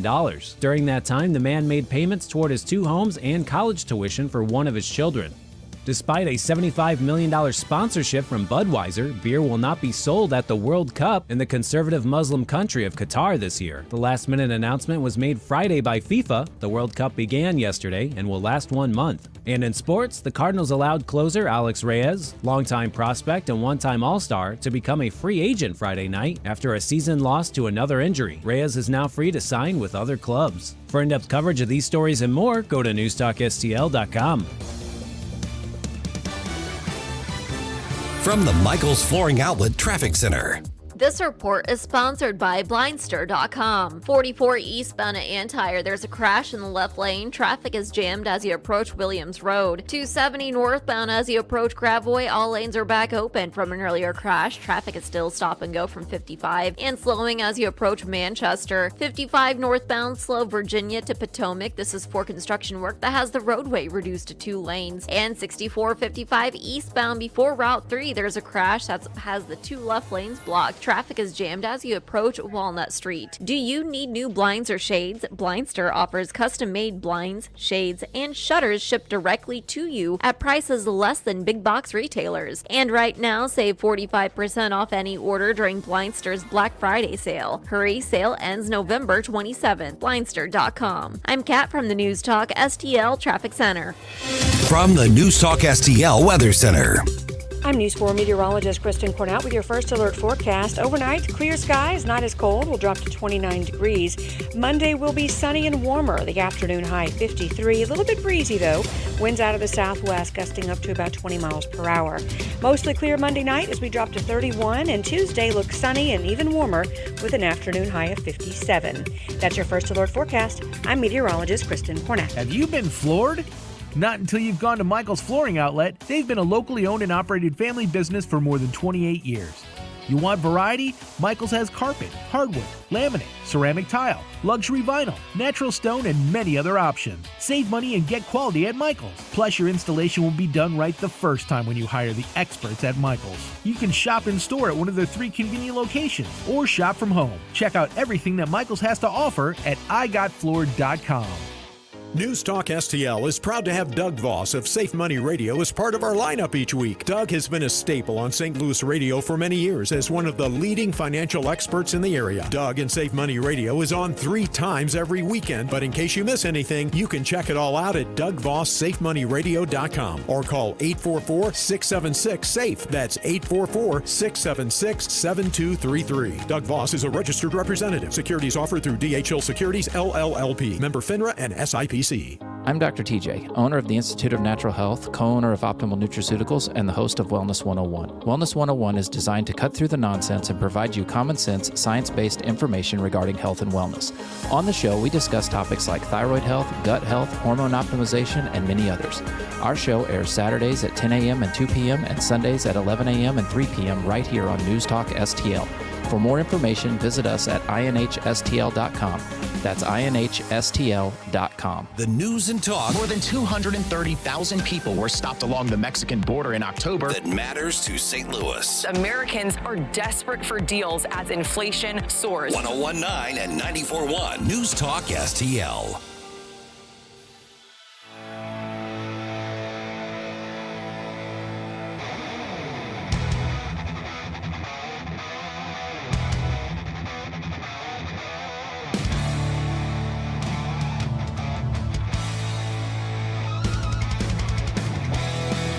Talk lines are open now at 314-912-1019. Get up. It's Mike Ferguson in the morning on Newstalk STL.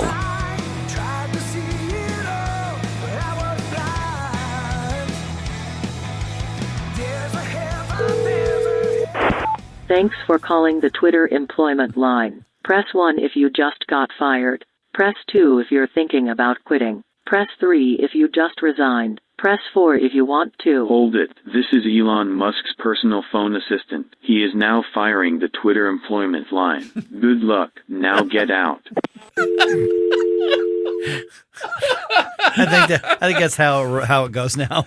Oh my gosh, that's awesome. That is awesome. That was good. Hey, have you seen the before and after pictures of Twitter's employees? Like there was like their leadership team pictures. There was kind of before Elon, and it kind of looked like the head office of a Democrat political operative, marketing team. Essentially, it's like if you look at the people in the photos, like right, you know what they're about. And then in the second photo with Elon, it's just a bunch of nerdy engineer guys, and I'm like, Twitter's in good hands, guys. Twitter's in good hands. You've got these people; they're trying to trend. Rest in peace, Twitter, and all that. Goodbye, Twitter. And all these people saying, "I'm leaving. I'm never going to be in here again," and then they're here. But I'm going to tweet about it, and I'm going to stick around and see what the reaction is to me announcing that I'm not going to leave, and then realize that this is where you got to be if you want to be, in any sort of conversation on this. Okay, so 314-912-1019. Here's what I'm going to get to in about 60 seconds or so. Is Elon Musk says, "I am reinstating Donald Trump," and actually reactivated his account. Now, Donald Trump has not tweeted on it yet since then, but he also reactivated, Jordan Peterson and the Babylon Bee and Project Veritas and even you mentioned a couple on the left like Kathy Griffin and some of those people. So should Donald Trump get back on Twitter? Do you think he can stay off? We'll talk about that here in just a minute or so. Speaking of social media, you're starting to see more bipartisan agreement, and most of the time when I hear bipartisan agreement, I gird up and go, "Uh-oh, what?" But they actually are starting to get it. The TikTok is something that you should not be on whatsoever. Gernal Scott from Fox News explains. Senate Democrat and chair of the Intelligence Committee, Mark Warner of Virginia, says TikTok, created in China, poses a national security risk. His warning to parents: all of that data that your child is inputting and receiving is being stored somewhere, in Beijing. Republican Senator Tom Cotton of Arkansas says even facial imagery can be stored. He urges those using the app to delete it from their phone, and if they can, to get a new phone altogether. Both appeared on Fox News Sunday. Last week, FBI Director Christopher Wray said his agency had concerns about devices being controlled through the app. Gernal Scott, Fox News. Yeah, and of course, Jim Carafano from the Heritage Foundation and some of the others have been warning about this for years, saying this is wholly controlled and being data mined by the CCP. Yeah. All of the Chinese economy is beholden to the CCP. Mm-hmm. So the thing is, if there is a capability that they could use to do anything nefarious, they're going to use it. It's not a matter of, it's just a possibility of, and it has a capability, but they're not using it right now. That it should never have even been part of the conversation. If the CCP has the capability of spying on us, stealing our technology, stealing our identities for all intents and purposes, they're going to use it if they haven't already been using it for years. This isn't a capitalistic entrepreneurial effort by the CCP. They just need to make a few bucks, and so there's no motivation for customer service. Yeah, that's right. They just want to improve your TikTok experience through data mining. That's all it is. It's like, don't worry about it. Everything we're talking about right now was a conspiracy 5 years ago. Here's another conspiracy right now that we're going to probably hear about later on.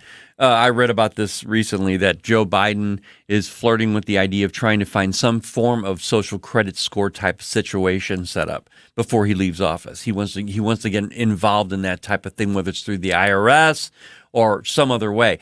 And right now the CCP, they have that, and that's a part of their surveillance, I guess, so to speak, because you have to in order to get a social credit score, a good one, you have to be favorable to the government, and they have to follow you and all that stuff. So this information, I would not discount it at all. If you have a TikTok account, get rid of it. Yeah, get rid of it. Delete it off your phone. What really kind of shook me up was when Tom Cotton said, "Yeah, and get another phone. Get a new phone." Yeah, yeah, get another phone. Which really most people can't just run off and do. But that shows you how serious they're looking at what they know about the technology. Yeah, these things are capable of getting right into the meat and potatoes of your operating systems and just burying themselves. So even if you delete the app, it's still a remnant there. Okay, so Twitter, Elon Musk. Let's go back to that real quick. Elon Musk says, "Donald Trump, welcome back." Donald Trump says, Truth Social has been very, very powerful, very, very strong, and I'll be staying there. But I hear we're getting a big vote to also go back on Twitter. I don't see it because I don't see any reason for it. Okay, well, first of all, his presence on Twitter is about 10 times what Truth Social does. So I can't imagine him staying off of it very long. No. Yeah, Donald Trump even said that he likes Elon Musk a lot, and he responded. Let's see, it says he responded to actually Elon Musk's poll that he put out. Do you remember that one? Oh yeah. Okay, there millions of people responded to that. It was huge. I voted. That's what Donald Trump on this. Yeah. Donald Trump actually voted in it too, and he voted yes, supposedly. Yeah, and I hate most of those Twitter polls, even though I like to do them every once in a while. Sure. I voted in that one. I'm like, listen, it doesn't matter whether I like or not like what he says. Let him back on. Yeah, I don't think it would be a good idea for Donald Trump to just abandon Truth Social. So what I think he's going to do, he's going to take all of his many posts that he does on Truth Social and just move them after he makes them on Truth Social to Twitter. You know what I'm saying? You think? Oh, what do you call that? Is it, what's the... Share? No, what's that program where you put it in once and it goes to all your outlets? I didn't know like Hootsuite. Hootsuite, like Hootsuite. Things like that. Yeah, yeah, you can do that to where you just type it in once and it automatically goes to all your social media. Oh, okay. Yeah, I mean, I'm on Getter. You're all of us are on Getter. All of us are on YouTube. All of us are on Rumble. All of us are on Twitter. All of us are on Facebook. There's no reason to abandon if you're on True Social to do that. That he doesn't need to leave True Social to go to Twitter. Right. But I think it would be he's savvy enough to know that he's not going to have the same impact without Twitter, just because there's so much of a tweet storm and Twitter storm every time he takes a breath. And if we were talking, if it happens with what we were talking about with the media, it kind of trying to ignore him to tamp him down a little bit, he's going to need all the social media he can find. Yeah, and I don't see True Social as being something that's going to reach out and win new people over. I mean, that's essentially people who are already in his camp as it is. So Twitter is where you find the undecideds and the independents and the others. Yeah, I mean, although the thing is, Truth Social is one of his business ventures, and he's a businessman. So Right. I don't know how you kind of get around that aspect of it. He wants more users to use his social media as opposed to but that's why I said that he would take Truth Social responses and put them on Twitter. Yeah, but why would you want to go to Truth Social if you can get all of his Truth Social content on Twitter? Is it temporarily? But conversely, though, isn't Twitter a big, huge pile of prospects for True Social that you could get people to go the other way too, to say, you're not asking people to give up Twitter to go to True Social. I mean, I'm not on True Social. I am on Getter, but I'm not getting off of any of the other ones I'm on. I'm on True Social, and it's actually getting better. Oh yeah, I mean, I guess what we're actually talking about is social media inflation. Yeah, right. It's like as we kind of get more bifurcated and all these other things, socioeconomically and politically. Are we going to keep expanding our social media presence to multiple platforms? And now it's like, okay, well, what do I do now? I've got 6 Twitter clones, I've got 4 Facebook clones, and I've got 3 YouTube clones. There's a limit to how much we can actually have a presence on all of these things, and like have real life, and have a real life. And I like that idea, that software you were talking about, Hootsuite, that app, Hootsuite. Yeah, there's another one too. Hootsuite, I think, is one of the older ones. Yeah, a lot of people use that. I can't remember what the name of the other one was, but really, it's just so you can post things everywhere. Right. They don't really have an aggregator where you can bring everything in. We don't have like a single social media aggregator site, although Elon Musk floated the idea of doing that. So I'm wondering where we're going to go from here. Well, you said he has a lot of really good engineers at Twitter. Yeah, well, he's pared that place down to just nerdy engineers. So I imagine we're going to be seeing some interesting code out of there. I heard that Twitter was so bloated, overly bloated originally when he first stepped in there, of people just making bank after bank, thousands of times over. No official work hours, free lunch, and wine on tap. What kind of business are you running if that's your work environment? Where's the application? well, NewstalkSTL. They do that, don't they? Yeah, don't we do that here? Why am I in here? I'm trying to say where's like the bourbon and scotch on the tap? Bourbon scotch on tap. On tap. Jeff! By the end of the day. We have a request, Jeff. 314-912-1019. All right, I've got crucial information for you at about 7:50. And that is how to not kill the people you're having dinner with on Thanksgiving. Kind of important. If you're into that sort of thing. Also, there may or may not be a ticket giveaway here in a few minutes. On 1019 94.1 NewstalkSTL. Get up. It's Mike Ferguson in the morning. Made in St. Louis for St. Louis. It's NewstalkSTL.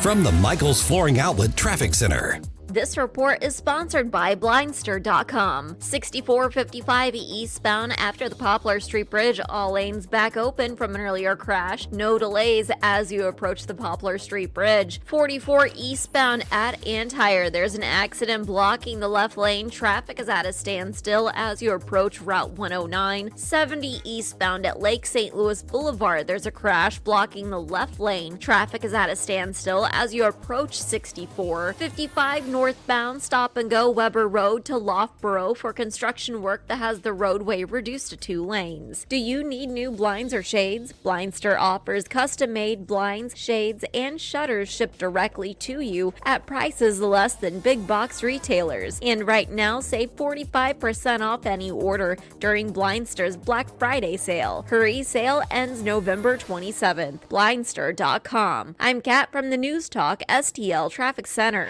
The Vic Porcelli Show. Monday at 9:05, we'll talk to John Cooper. That's the good John Cooper from the Heritage Foundation. We're losing Nancy Pelosi, picking up Donald Trump as a candidate. We'll see what John has to say about that. Weekday mornings at 9 on News Talk STL. The roller coaster. No matter your age, no matter the amusement park, it never ceases to bring the emotional goods, the anticipation, the excitement. And then The fear and adrenaline rush that comes with the king of all rides. The same can be said when it comes to your retirement. Lots of questions and concerns that for some can feel like a roller coaster. Will you be able to continue to live as comfortably as you do now? Will you have complete financial independence? Will you run out of money? How about taxes, Social Security, or health care? Steve All and his team at the All Financial Group can answer these questions and more with their in-depth portfolio x-ray. Call 636-230-8824 or visit theallfinancialgroup.com. And let's save the fear and adrenaline rush for the amusement park. Investment advisory services offered by All Financial Group, LLC, a registered investment advisor in Missouri. Insurance products are offered through its affiliate, All Insurance Group, LLC, licensed in Missouri and Illinois. Let me tell you about my good friends Mike and Beverly Sloan over at Elite Printing and Packaging. Going on their 21st year in business, a success story that began in Mike's basement and now employs hundreds right here in the St. Louis community. Elite is a turnkey solution for all your retail printing and packaging needs. Custom built to suit your business. Call 636-561-8970 or email elitesolutionsgroup.com. And don't forget to use the code word Patriot to receive free design and artwork for your first project. St. Louis's new choice for conservative talk. I think they're trying to attack the American people. Live and local. Gabe, Mike, Ken, you guys are my morning cup of mental coffee. I love the show. Definitely a convert from the old one. This is News Talk STL.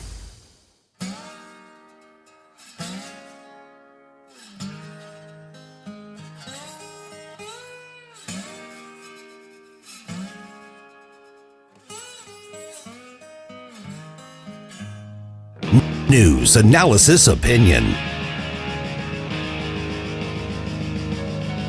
Talk lines are open now at 314-912-1019. You're listening to Mike Ferguson in the morning. Made in St. Louis for St. Louis.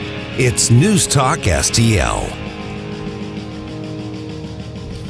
8:05, the Blaze TV's Matt Kibbe going to be with us. Kibbe on Liberty show. Of course, he's with freethepeople.org as well. What are the lessons that Republicans in particular should be taking from the midterms? We're going to chat with him about that. It is 7:50. I'm Mike Ferguson. Got Gabe in the studio for now. And then Ken here as well, because you're out the rest of the week. Mm-hmm. Susie Moore is going to be in from redstate.com, but you're going to go see the fam up on in New England? In Maryland. Maryland, okay. Yep. So East Coast. most of my family is out there in the New York, either in the New York area or in the Maryland area around D.C., and I'm going out to see them. I actually like these people. It's one of those things that I actually have to say because I actually did not realize this until I became an adult, that other families don't like their siblings. You know, things like that, or they have problems with, or there's family drama and stuff like that. Like, my family, there are 8 of us, 8 siblings total, and we get along great. We're all friends. It's kind of like having an instant friend group, and you all have the same experiences essentially. You all have a lot of shared memories. So it's going to be a whole lot of fun getting together with them and seeing them, because it's been a little while. I say congratulations to Gabe about that, because my family, I come from 8 kids, and half of us don't talk to each other. Oh, and man. It's a shame. My parents would hate the idea because they're gone now. But it's just that you just grow up and you go, I'm not dealing with you. I am the older of 2, so I'm the opposite of you guys. Just 2 of us, and my brother and his wife. They actually just got married a couple years ago. They actually cannot make it down, so it's going to be a small Thanksgiving with us. But I'm actually going to be mad at my wife here a little bit later on today. Really? Not at the moment, but I'm going to be later. So we're getting into a Festivus season. You're going to have the airing of grievances. My wife is having her Festivus for the rest of us. Yes, having her boys bring up the Christmas stuff today, and that's wrong. That is, it's wrong. I'm on your side on this. Thank you. On this particular issue, I am definitely on your side. I say more Christmas the better. You and Rachel, man. I'm there, man. So here's what's happening is we found out that our nieces are in town for visiting, the other side of their family. And so we definitely wanted to see them. And she thought, well, it'd be a lot of fun to have them like help hang all the ornaments and stuff up on the tree, which is fine. But I'm just saying, is we've got board games, we've got other stuff we can do to make it fun, and we don't need to do Christmas this early. Yeah, I mean it's fall, right? So you have a fire, you have some hot cocoa. Yeah, you absolutely. enjoy the mid weather. I mean, not the cold weather, but the kind of the mid weather that we're getting in fall time, and you just go for that. In other words, humbug. No. See that now. See, I look at it like that's where I'm stopping. Thanksgiving's food, so we can have all that still, and we can still be Thanksgiving. We can give thanks, but then you can also incorporate your Christmas stuff. Because my next door neighbor, they're amazing. She has 3 Christmas trees. She's just a freak about Christmas, and I love to watch it. I love to see the grandkids of theirs running around. It's nice, and they do it early. Too much Christmas. I'm just saying. I'm planning now. I told Rachel yesterday. She's like, "Well, I'm just going to get the stuff up." And I'm like, "No, that's wrong." She wanted me to watch one of the new Christmas movies. I'm like, "No, it's wrong. It's too early." And she's like, "Then you go upstairs. I want to watch one." And I'm like, "Okay, that's fine." I said, "Don't you know that when you get married, you're supposed to change everything about who and what you are to please the other person?" Right. And she's like, "Really? Is that what's supposed to happen?" Apparently, that's not what's supposed to happen. That didn't fly. That didn't fly, Mike. So she said, "Why aren't you?" Okay, so are you taking any food with you? No. This year, my sister Angie, she's hosting. She says her and her kids are going to do all the cookies. She said, just bring yourself and your appetite. You can do that. So I cool. saw some news reports like the TSA talking about, okay, here's what stuff you can't bring on the planes. Like, why would you bring food on the planes? Now that's dumb. It's really dumb. Now, And they were you're talking driving, about, though. Yeah, they're talking about like liquids and but- gelatinous stuff. And I'm like, if you're flying, don't bring. You know what you bring on the food? You're bringing on the plane. You bring a little snack that you buy at Hudson News. There you go. and because if you don't want to eat their nasty stuff on the plane, that's it. Don't bring food on the plane. Yeah. But Mental Floss and some others had some tips on, okay, here's how to not make your friends and family sick or kill them with the food, just in case. Well, these are actually serious suggestions here. Okay. Some of these I knew, other ones I didn't actually know. And one of those is if you are going to be driving with your crock pots or your Tupperware or whatever, use bungee cords and keep those on. Oh, okay. Otherwise, you're going to have food all over your car. Yes. How about this? Put a yoga mat around the trunk or wherever it is that you're carrying food and stuff, because that way it won't slip. Okay, yeah. That's one right there. Makes sense. Never partially cook meat. Oh, gosh. Why would you do that? Well, because what happens is people would like partially cook it and then say, okay, put it in this cooler, and then we're going to finish cooking it so it's fresh there. Yep. That's bad. Apparently there are Especially enough chicken. Yeah, apparently there are enough people who do that they put out a warning like, no, cook or don't. It's like Yoda. Cook, don't cook. There is no try. There's no try. Just do it or don't do it. Oh my gosh, that's amazing. You know what? We need to bring the home economics back into schools. So true. Because apparently these kids don't know that you're not supposed to half cook stuff. Yep. Home ec and civics. How about that? Home ec, civics, and wood shop. Yes. Wood shop would weed out some of the dumb kids. Well, so the guy who robbed the bank with the ankle monitor, he wouldn't have made it through. He might have made it, but without a couple fingers. Without a couple fingers. Precisely. Yeah. All right. What else you got for that? This one, I mean, don't be afraid to freeze stuff, obviously. Yeah. For instance, your pumpkin pie or whatever, freeze stuff. If especially you get there a lot earlier. But this one here is kind of funny. I saw that went, well, yeah, this number 2, sure, that makes a lot of sense, but apparently a lot of people don't realize, put it in a freaking cooler. Yeah. Just put it in there, and then something you can microwave back up, because there are so many people who will cook something or will have something and just put it in the backseat and drive it for hours and hours and hours. Oh no! Because it really, you can start to spoil apparently after really just a few hours. Oh sure, and especially in a car. Yeah, it doesn't, depending on what it is, but it can actually start to go bad pretty quick. But I'm like with your family, just whoever is hosting, take care of the food. Right. Be done with it. That's what we did. And Rachel ordered the food, and I'm like, yep. Yay! When I was growing up, we had the whole thing where the women got in the kitchen and spent all day making all the food, and we would sit and watch football. And it was just very old school. Old school. And as I got older, and now that I'm married and my mom's happy to turn over the the holiday duties to us, I'm thinking I would rather have us all together hanging out in one area than have anybody spending 4, 5, 6, 7 hours cooking a meal that we're going to scarf down in 40 minutes. There's something to be said, though, for all the kitchen clatch that goes on. There is a social thing there, too, because we were not allowed in there. We'd go in, and the women were like, out! Right. This is our time. Same. All right, Matt Kibbe from the Blaze TV, Kibbe on Liberty, also freethepeople.org. What are the lessons that Republicans in particular should be learning from these midterm election results? Hi, Sean Long for STL FenceWorks. For over 50 years, our time-honored commitment to quality, service, and affordability make STL FenceWorks the go-to authority for fence, deck, and leisure space projects.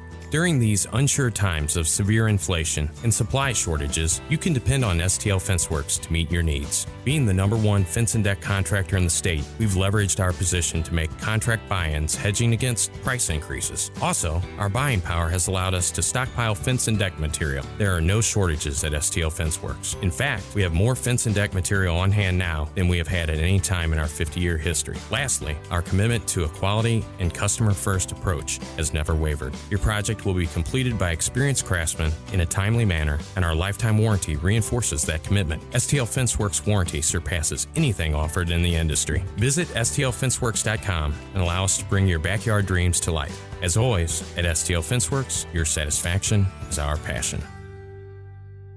The Vic Porcelli Show. I am a election denier because I don't think that 2020 was a free and fair election. And I get crap for that. But Stacey Abrams, the question was worded just like that. Was 2018 a free and fair election? She said no. Right. Why does she get to say it, but we don't get to say it? Because you're not a Democrat. I don't want to be one of those.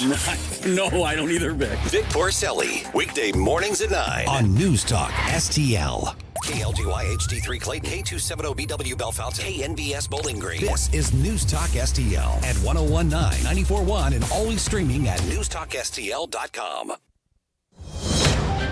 Breaking news this hour from townhall.com. I'm Greg Clugston in Washington. NASA's Orion capsule has passed within 80 miles of the moon. The close approach occurred earlier today as the crew capsule and its 3 test dummies were on the far side of the moon. It's the first time a capsule has visited there since the Apollo program 50 years ago. Powerful explosions from shelling have hit Ukraine's Zaporizhia region, the site of Europe's largest nuclear power plant. The International Atomic Energy Agency says more than a dozen blasts shook the Russian-occupied facility on Sunday, damaging buildings and equipment. Ukraine has blamed Russia, saying it was trying to prevent the plant from partially restarting to deliver electricity to millions of Ukrainians who are without heat, power or water in the freezing cold. Elsewhere, Ukrainian President Volodymyr Zelensky said over 400 strikes hit Ukraine's eastern regions on Sunday alone, with blackouts scheduled for 15 regions and the city of Kyiv. I'm Charles de Ledesma. The death toll has risen to at least 56 after a strong, shallow earthquake toppled buildings on Indonesia's main island of Java. The epicenter of the earthquake is more than 100 kilometers from the capital, in Cianjur district in West Java province. The tremor of this earthquake is the most intense I've experienced in a long time. The earthquake is 5.6 in magnitude, and it also forced people out of tall buildings, government and business buildings in the area here in Jakarta. The destruction looks pretty bad from the video circulating right now. The BBC's Valdia Baraputri reporting from Jakarta. Stock futures are lower this morning. More on these stories at townhall.com. It's hard to grasp why anyone would keep voting for record inflation, skyrocketing crime, and an open border. Likewise, why would anyone keep funding the left by sticking with the big carriers? Patriot Mobile is America's only Christian conservative cell phone provider, and they want to make it easy for you to try their service. Give them 60 days to show you why I trust them. Right now, when you try Patriot Mobile for 2 months, get your 3rd month free. Plus, get free activation. They offer a nationwide coverage on the best 4G and 5G networks, and they use the same towers as all three of the major carriers, so you get the same great service while supporting a company that's fighting to preserve our God-given rights and freedoms. Just go to patriotmobile.com/Gorka or call their 100% US-based customer service team at 972-PATRIOT. If you're fed up with woke companies that don't care about your values, support a company that does. Make the switch today and get a free month of service plus free activation. That's patriotmobile.com/GORKA 972 Patriot. Psych. From the Michaels Flooring Outlet Traffic Center. This report is sponsored by Blindster.com. 55 northbound at McNutt, there's a crash blocking the left lane. Traffic is stopped as you approach Highway 61. 70 eastbound before Lake St. Louis Boulevard, there's a secondary crash that has all lanes closed. Traffic is getting by on the right shoulder. From this crash, traffic is backed up to 64. 61 southbound is jammed from Route P to 70 from that crash on Highway I-70. 170 southbound tapping the brakes, Galleria Parkway to 40, and 40 westbound is slow, Clayton Skinker to Big Bend. Do you need new blinds or shades? Blindster offers custom-made blinds, shades, and shutters shipped directly to you at prices less than big box retailers. And right now, save 45% off any order during Blindster's Black Friday sale. Hurry, sale ends November 27th. Blindster.com. I'm Kat from the News Talk STL Traffic Center. From the News Talk STL Weather Center. I'm News 4 meteorologist Kristen Cornett with your first alert forecast. Overnight, clear skies, not as cold, will drop to 29 degrees. Monday will be sunny and warmer. The afternoon high 53. A little bit breezy though.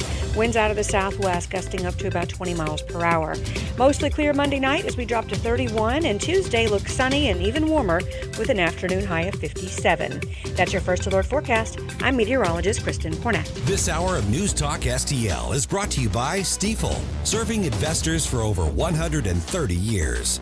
Contact your Stifel financial advisor at stifel.com. That's STIFEL.com.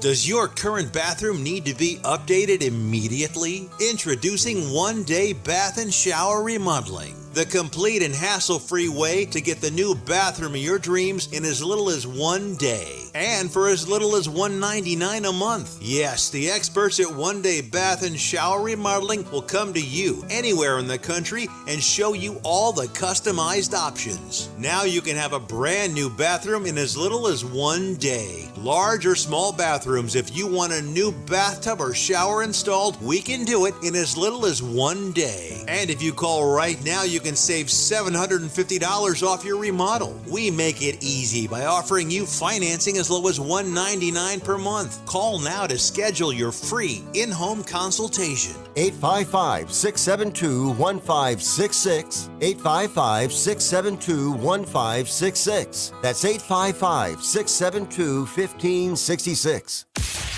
Talk radio made in St. Louis for St. Louis. This is News Talk STL. Our responsibility. News, analysis, and opinion. To provide updated guidance. At 1019, 94.1. And NewstalkSTL.com.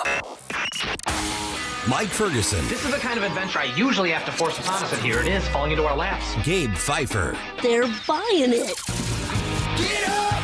Get up! Can't you hear the alarm? Get up, St. Louis. Why don't you pop a squat, son? Mike Ferguson in the morning on News Talk STL. Get up! Get up! This is your cousin God. Here we are coming up on about 2 weeks removed from the midterm elections. Of course, we're not going to know the exact final number of the congressional representation until after that runoff election in Georgia. But we can assess what went right and what went wrong for those on maybe both sides of the aisle. I'm joined now by Matt Kibbe from freethepeople.org. And Matt, I wanted to get you back on the show. One, because it's been a while. Good to have you back on. And secondly, some of your initial reactions to the midterm elections, because so many people on the left and the right thought this was going to be one of those typical, the opposition party, the Republicans in this case, going to sweep to big majorities and really put that check on the Biden administration's big government approach to politics and policy. And it just didn't really happen. Looks like very, very small majority in the U.S. House of Representatives, But other than that, the Democrats held serve, and a lot of people are wondering what just happened. How could people get these guesses so wrong?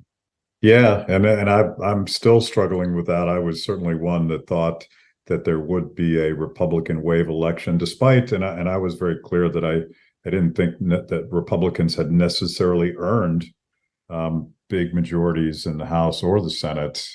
But that didn't happen, and I was trying to sort through the tea leaves, and I was comparing it to the big wave election that I was intimately involved in, the Tea Party of 2010. And one difference, and there's a lot of differences, some about the mechanics of voting, but one difference that I noticed was that it would have been very difficult for anyone to explain what it was Republicans were for, what they would do if they were given the majority.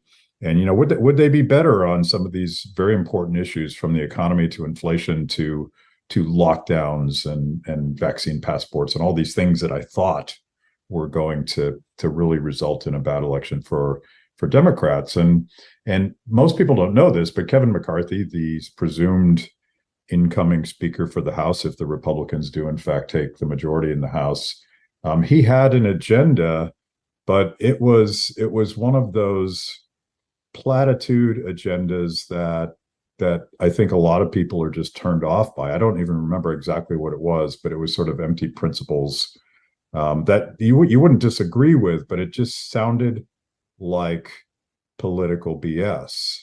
And it didn't give us any sense for what he was going to do. You may remember, going all the way back to the Tea Party days of 2010, there was something that was crowdsourced called the Contract from America.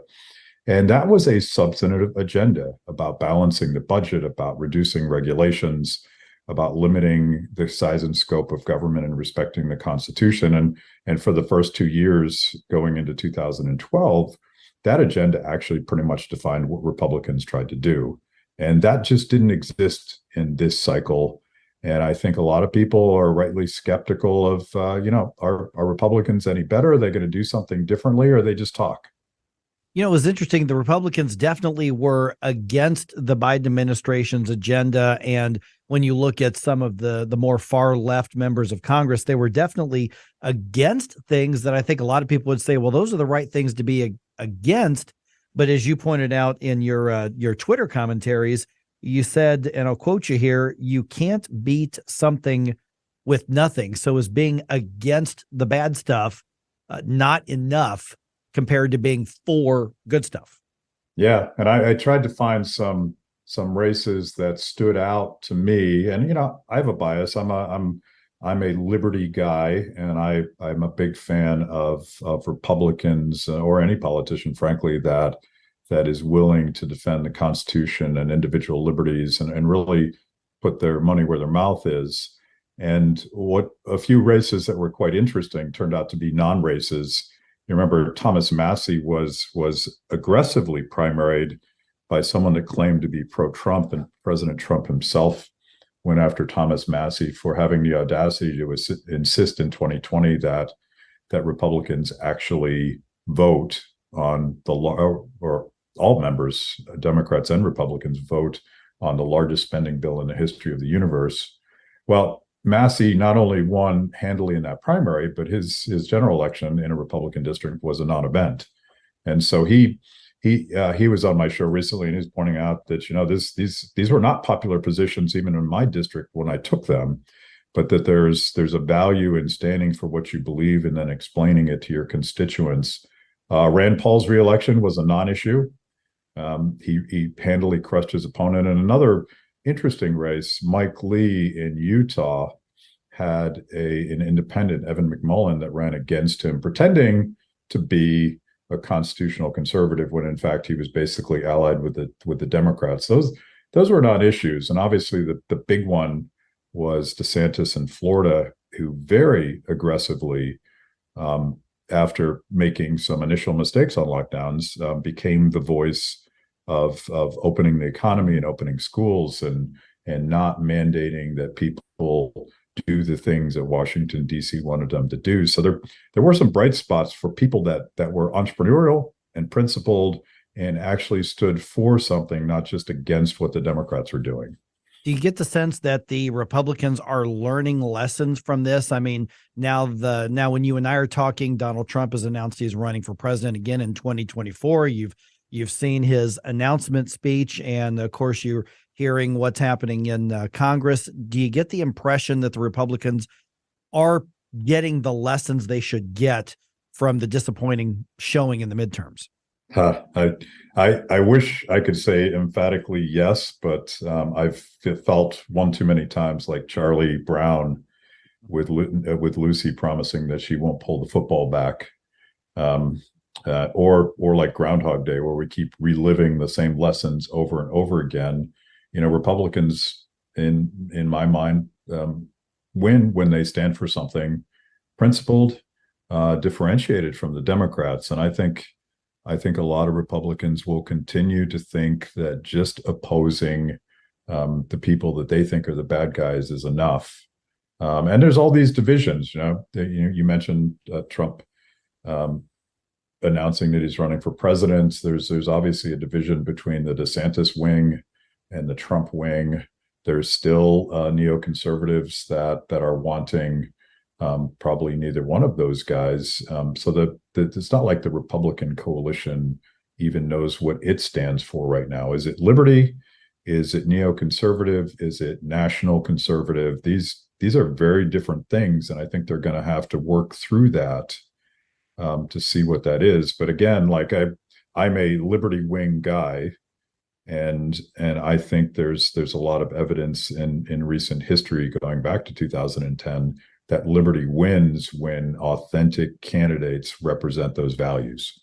So if we were to draw the Venn diagram between, standing for something and messaging what you're for and having the right policies to move the country in more of a pro-liberty direction, what's in the crossover in that Venn diagram? What should Republicans be running on and getting done once they get a chance? Well, I think decentralizing power is the core of it. Like, I think the new dividing line in America, and it's not necessarily exactly right versus left. It's not Republican versus Democrat. It's authoritarian. It's anti-speech. It's wanting to tell people how to live their lives. It's deciding who's essential and non-essential versus anti-authoritarians who actually respect people and families' rights to figure out, how they want to educate their children, whether or not they want to take some sort of mandated medical treatment. Are they free to speak in the public squares? And I'm seeing a lot of, former people from the left coming over into this anti-authoritarian thing, and I'm seeing Republicans and conservatives come to this, and to me, that's the future, and it's probably a significant political shakeup.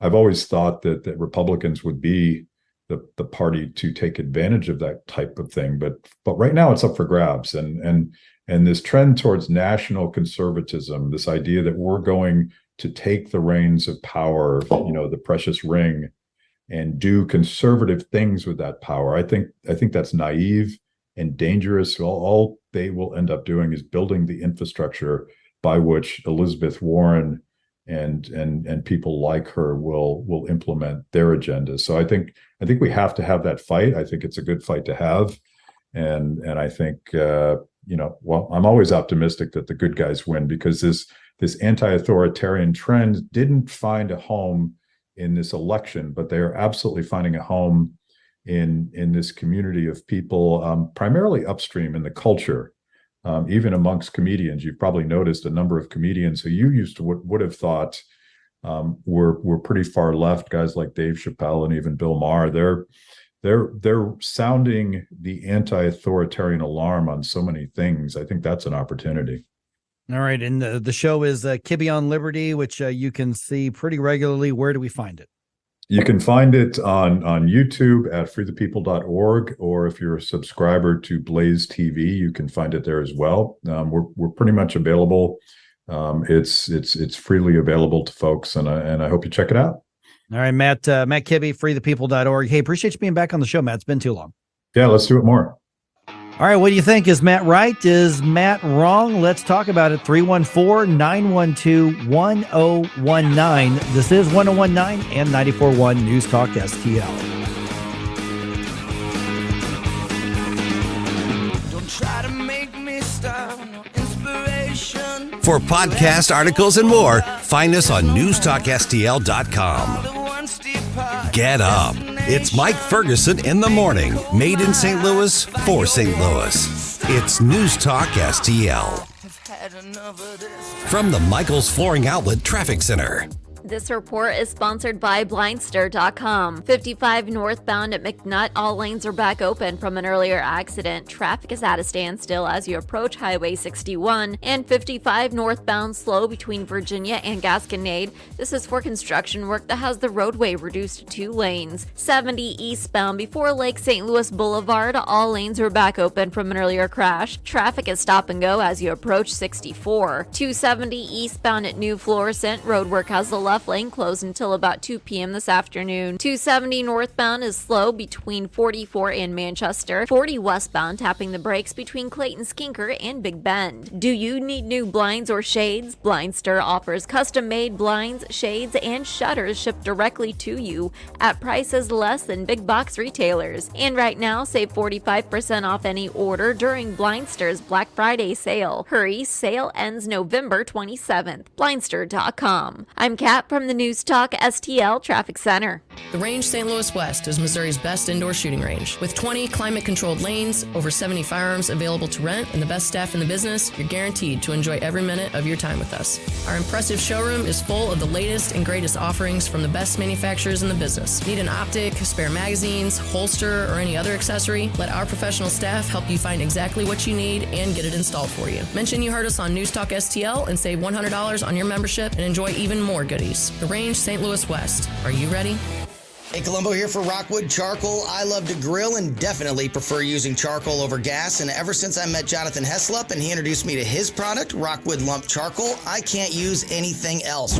Rockwood is made from 100% pure Missouri oak and hickory and has been the nationally highest consumer-ranked charcoal for several years. So you're cooking with the best and supporting local industry and a local business all at once. Doesn't get any better than that. There's over 100 area Rockwood retailers. Find yours at rockwoodcharcoal.com.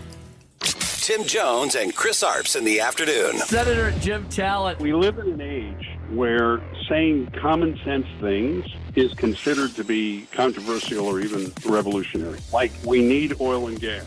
Yeah, I think we do. Or maybe we shouldn't shut down the schools. Maybe it's not a really great idea when troubled teenagers come in and just to rush to pump them full of drugs. Tim Jones and Chris Arps. Weekdays at 3:30. On News Talk STL. Fox News commentary. Twitter employees are freaking out after new boss Elon Musk mandates they work hard. The era of quiet quitters continues. I'm Tommy Lahren. More next. We conquer cancer. For the mom-to-be who is out of treatment options. For the doctor who has a brilliant idea but needs research funding. For the people who faced cancer head-on and climbed incredible heights while they were with us. For the children who celebrate the end of chemo. We conquer cancer for all who have been touched by it. Conquer Cancer accelerates breakthroughs in research and care for every cancer, every patient, everywhere. Join us at conquer.org.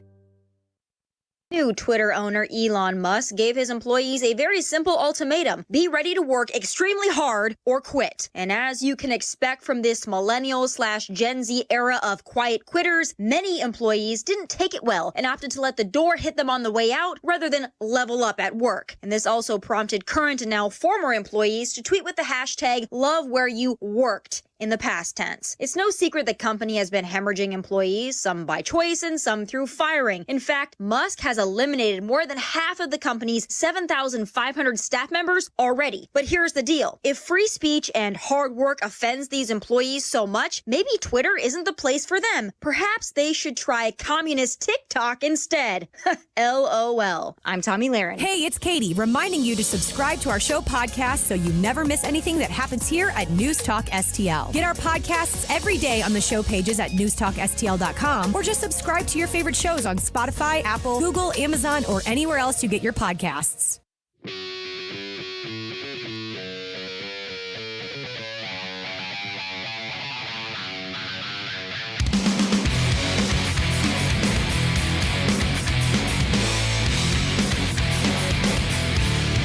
Talk lines are open now at 314-912-1019. Get up.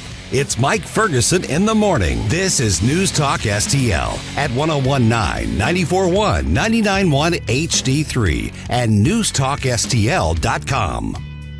I forgot to give away those tickets to you Guns did. N' Hoses. I forgot. Okay, so right now, caller number, what do you think?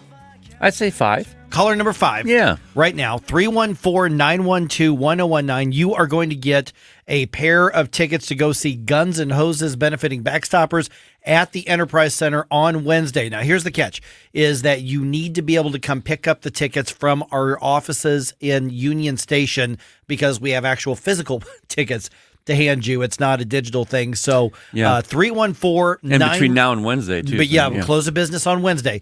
314-912-1019. Caller number 5 is going to get a pair of tickets to see Guns N' Hoses at the Enterprise Center. Cannot go wrong with that. That's first of all, great cause. Secondly, it's going to be a lot of fun. So and they're coveted tickets, too. And they could be sold out. Who knows? Absolutely. This is actually going to be broadcast on Fight TV as well. So 314-912-1019. Some of the news around the area, around the country. A gunman killed 5 people and injured at least 5 others, at least 25 others at late Saturday night at a gay nightclub in Colorado Springs, Colorado. The suspect was hurt basically when he was pounced on by a couple of the gay club patrons there and subdued.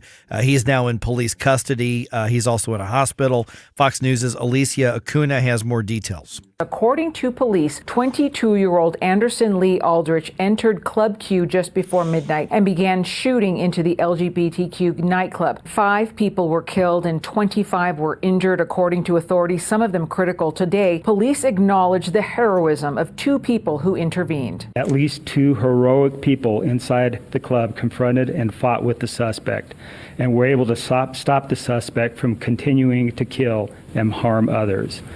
We owe them a great debt of thanks. A makeshift memorial has been slowly growing outside the club. Police have asked the public to be patient if the information is slow getting out there. Okay, and the Biden administration has jumped on this as a way to call for more gun control measures as well. That's to be expected. The Babylon Bee, Jordan Peterson, Kathy Griffin, and Project Veritas are among those with Donald Trump, who's had their accounts reactivated by Elon Musk on Twitter. Musk says Twitter usage and activity are at another all-time high level right now, but Donald Trump seems kind of lukewarm, maybe even a little bit chilly to the idea of getting active on Twitter again. This is a part of what he had to say over the weekend. Truth Social has been very, very powerful, very, very strong. And I'll be staying there, but I hear we're getting a big vote to also go back on Twitter. I don't see it because I don't see any reason for it. My guess is that he will, in fact, end up getting active on Twitter once again. The House Minority Leader, Congressman Kevin McCarthy, who's about to become the Speaker of the House, says he's going to make some changes when he does take the gavel.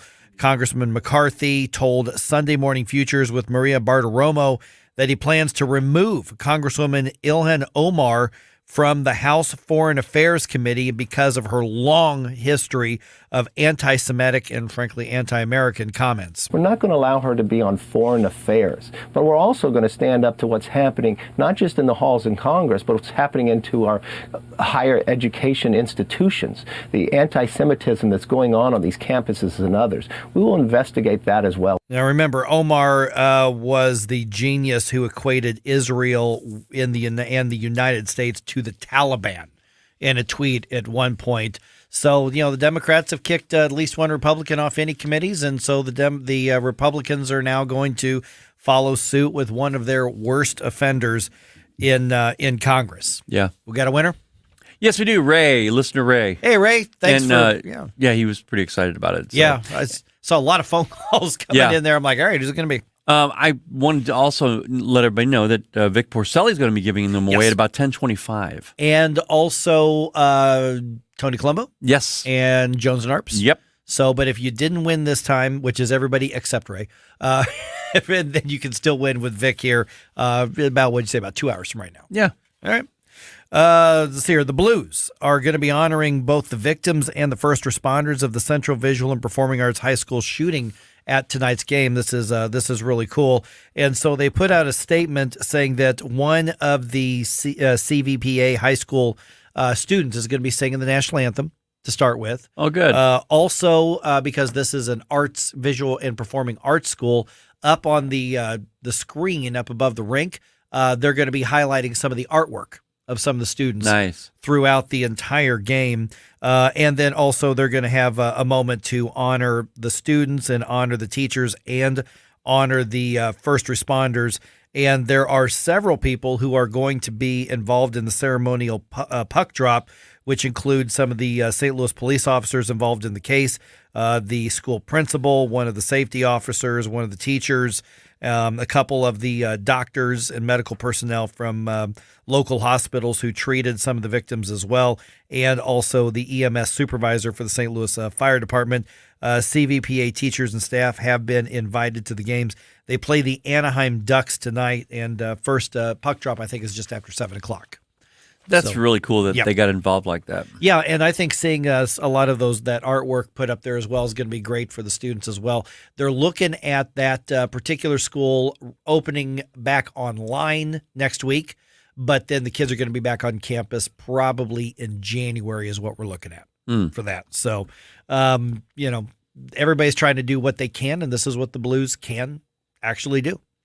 It's a lot, though. I mean, that's really exciting, and inviting them all out there and everything. Oh yeah, without a single doubt about that. And those first responders, the ones who saved the lives, that's awesome that they're going to be out there with the puck drop. Yep.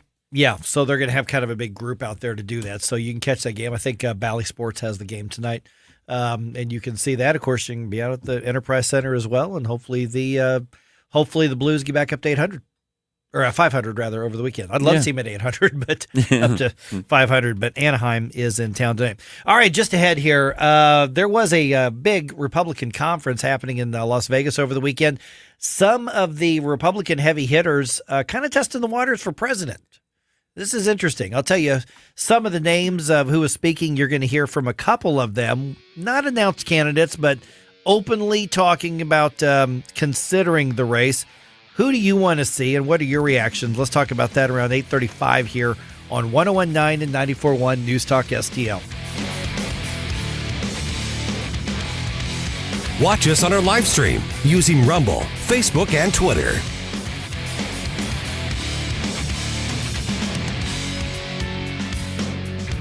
Get up, St. Louis. It's Mike Ferguson in the morning. Made in St. Louis for St. Louis.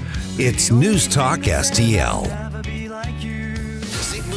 Place to talk. Because that's where the votes are getting stolen. When you get into the facts and logic and reason thing, it drives me crazy because you're right. I call it the oh my God virus. News Talk STL. News, analysis, opinion.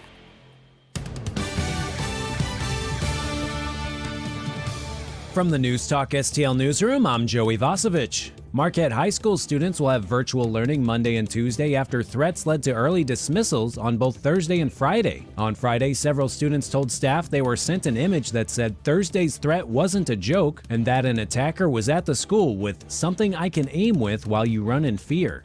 St. Louis lawmakers on Friday passed bills creating tax subsidy districts for a $325 million entertainment, restaurant, and retail complex proposed along the Mississippi River in North St. Louis. The Board of Aldermen passed bills creating both community improvement and transportation development districts for the site at 11,000 Riverview Drive. 5 people were injured early Saturday after a fire broke out at the Brentwood Nursing and Rehabilitation Facility in Florissant. Firefighters extinguished a fire in a resident's room, and 5 residents were taken to an area hospital. 10 St. Louis County police agencies are pursuing a joint task force to combat vehicle thefts as the rate of stolen Kias and Hyundais in the region remains persistently high. They aim to model the effort after a 7-agency task force in St. Charles County created a year and a half ago that began as an effort to reduce auto theft but has since expanded to target other kinds of crime too. And in sports, the Blues beat the Ducks 6-2 at Enterprise Saturday night. The Blues and Ducks play again tonight at Enterprise. Puck drop is at 7 p.m. For in-depth coverage of these stories and more, go to NewstalkSTL.com. From the Michaels Flooring Outlet Traffic Center.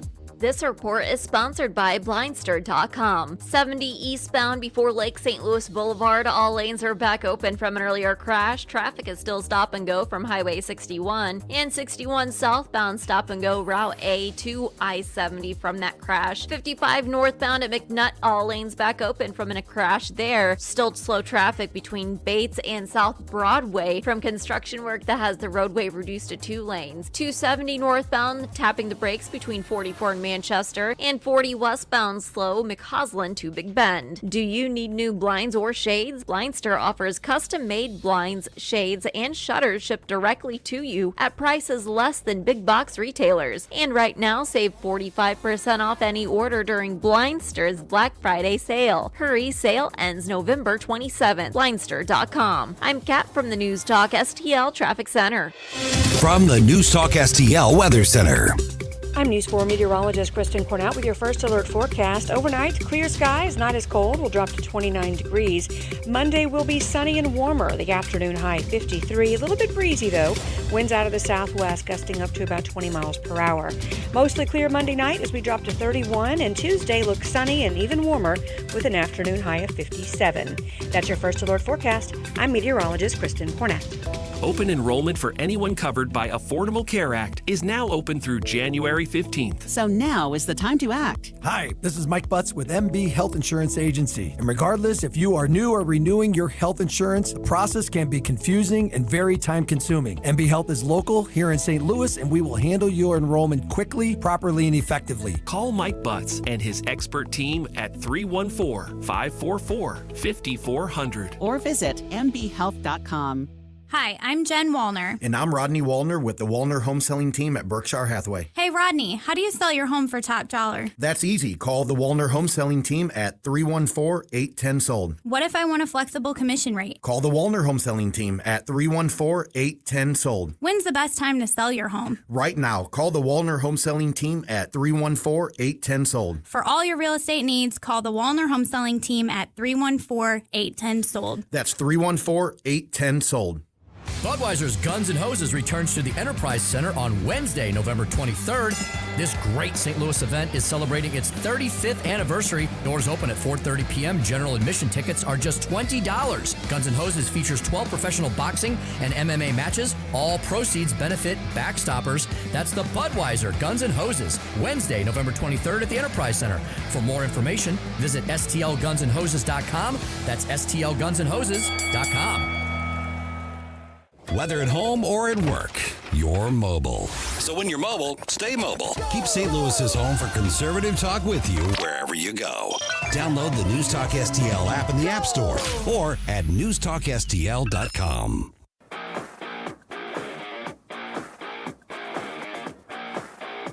We give you news, analysis, opinion, and more. Only on News Talk STL. Hey, it's Joe Pags. Catch me tonight at 7 o'clock. But right now, back to more of Mike Ferguson in the morning on News Talk STL. Guess what happened on this date in history, Ken? What happened? This date in 1920, Stan Musial was born. Oh, wow. Okay. 122 years ago. 122? Or 102 years, excuse me. Oh, okay, yeah. 102 years ago. So he was born 1920, so 102 years ago. Stan Musial, the great Stan Musial, was born. He could run for senator. Almost. Give him a couple years. Close. Almost there. It is 8:36. I'm Mike Ferguson. That's Ken Williams. There was a pretty high-profile Republican convention that happened over the weekend in Las Vegas. The Republican Jewish Coalition had their event, and several not just declared candidates for different offices, but several possible candidates for president in particular spoke. Now, Donald Trump, obviously, who's already announced, he spoke via video. He wasn't at the event, but he spoke there. But also some of the other candidates, and we're talking some heavy hitters in the Republican Party, also sort of tested the waters. So 314-912-1019. I've got Rumble up as well. You can also put in the chat box there. What's your reaction to what you're about to hear? Or who would you like to consider getting into the race or staying out of the race?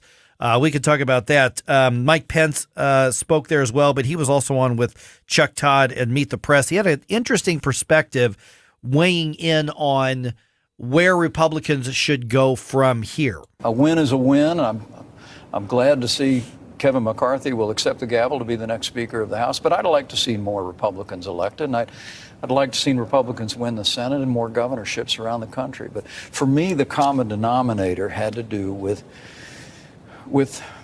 whether or not candidates were focused on the future. And so, Chuck Todd kind of followed up on that, and here's what Mike Pence had to say as far as focusing on the future, what he means by that. Candidates that were focused on the issues that people are facing today and solutions for tomorrow, focused on the future, did quite well. But candidates that were focused on the past, candidates that were focused on relitigating the 2020 election did not fare as well. And we had some surprising and disappointing results. Now, here's what's interesting in 314-912-1019 is that Chuck Todd tried to kind of push him into attacking Trump, and he wouldn't do it. Pence just focused on that overall message and actually, defended Trump with the Mar-a-Lago stuff and everything as well. So I thought it was interesting, the cat and mouse that was played out through that discussion. It's kind of a veiled attack, though. I mean, when you talk about, because everybody knows who's relitigating the past, and that's Trump. And so, Pence was saying. But that's not an attack, though. It's not an attack, but it's saying, we shouldn't be relitigating the past, which, I'm a firm believer that, you don't have to relitigate the past, but you do need to examine it.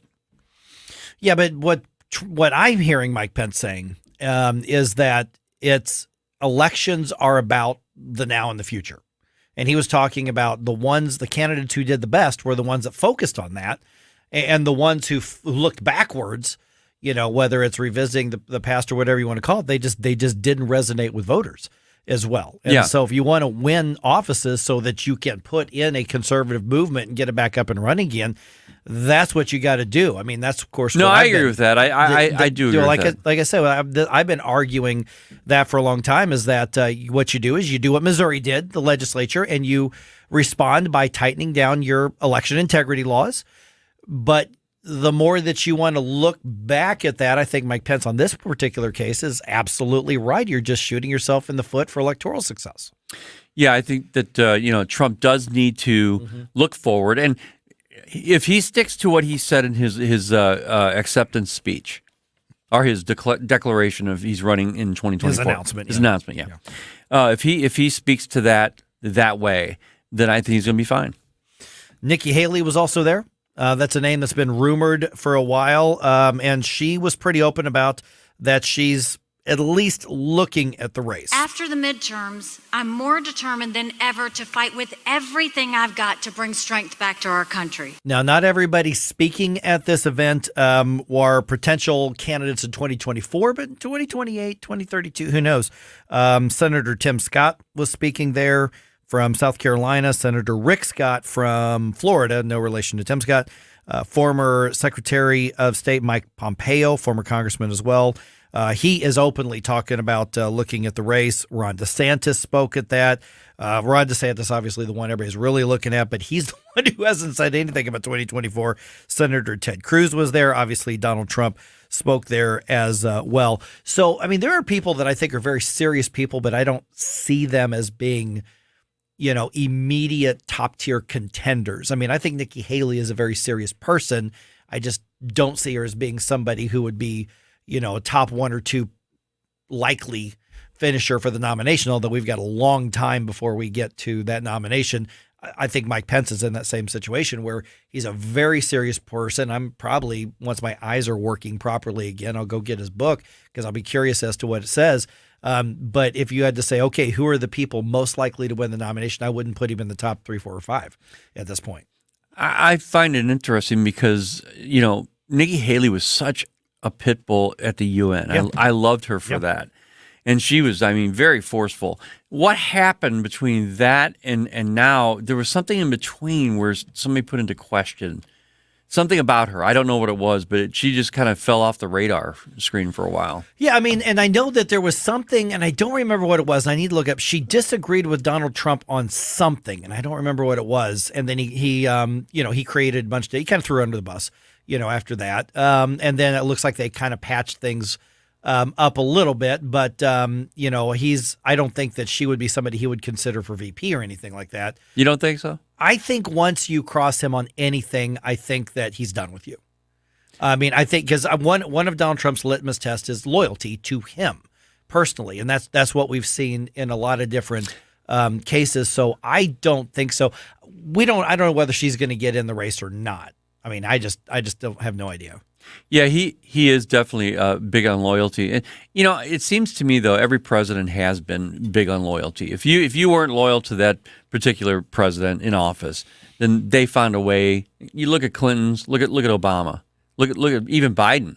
If you weren't dedicated to their cause, then you were probably ostracized to some degree. And that's not always been the case. George H.W. Bush and Ronald Reagan went at it during the primaries. I mean, they really went at it, but Reagan was wise enough to see a good political asset, and a good person to have as the vice president. But remember, they really tangled back in the 1980 primary season. But Donald Trump does take it to another level when it comes to demanding loyalty and responding to really disagreements in a lot of ways. And so that's an interesting dynamic in this particular election cycle. And I think there's going to be some people test the waters and go, yeah, I'll wait 4 years. A few other people may get in, excuse me. But the bottom line is we don't know what's going to happen in this. So who is going to get in, who's not? Lunch Lady on Rumble is not a fan of Mike Pence. Let's just put it that way. She thinks that the fact that he was actually talking to Chuck Todd that shows where, in her words, traitor Pence stands. A lot of people feel that way on social media. A lot of people do feel that way. I think it's unfair to Mike Pence, but I think a lot of people do that, which is the sole reason I don't think Mike Pence is one of the top 2 or 3 contenders for that nomination. I just feel weird about Mike Pence, and I don't know why. And that's one of those intangibles that as a voter, I'm not talking about as a geek in news, and all that, but I'm saying that someone who votes, I just feel kind of uneasy about him for some reason, and I don't know why. I didn't feel that way when he was vice president, but I just do now.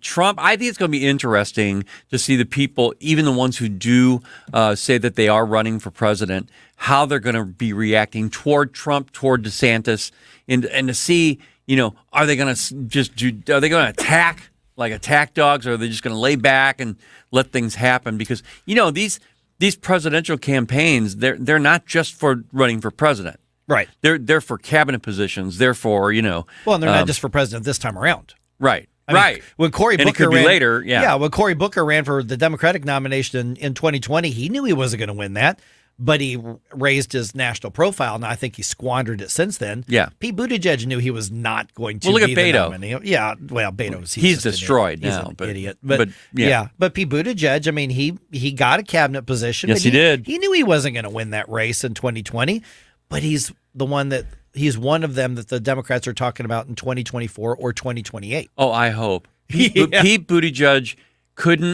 is not qualified, in my opinion, to be the mayor of that city he was in. Great man, yeah. Yeah, he's in way over his head. He's way. I mean, we're seeing the results of everything he's not done. So this is the part where I'm supposed to impart all my wisdom of being in politics and media and observing and predict what's going to happen as to how these candidates are going to react, whether it's to Trump or to DeSantis, or how much they're going to attack. And I'm telling you right now, things are so weird. I have no idea how all of this is going to unfold. Yeah. Anybody who says they know for sure is full of it. Oh no, I don't think. But it's going to be interesting. I'm supporting Trump all the way, but yeah, that's what's going to be fascinating. So still now let me say this: if DeSantis becomes the nominee, I'm all about DeSantis. Sure, but right now I'm all in for Trump. All right, who do you want in? Who do you want out? Vic's going to be here in about 20 minutes or so. We got time to get your thoughts on it. 314-912-1019.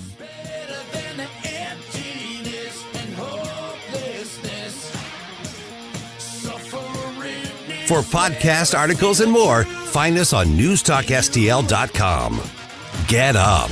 It's Mike Ferguson in the morning on Newstalk STL. from the Michaels Flooring Outlet Traffic Center. This report is sponsored by Blindster.com. 55 northbound, the accident at McNutt has been cleared. All lanes back open there. But there is a disabled vehicle on the ramp to 270 northbound.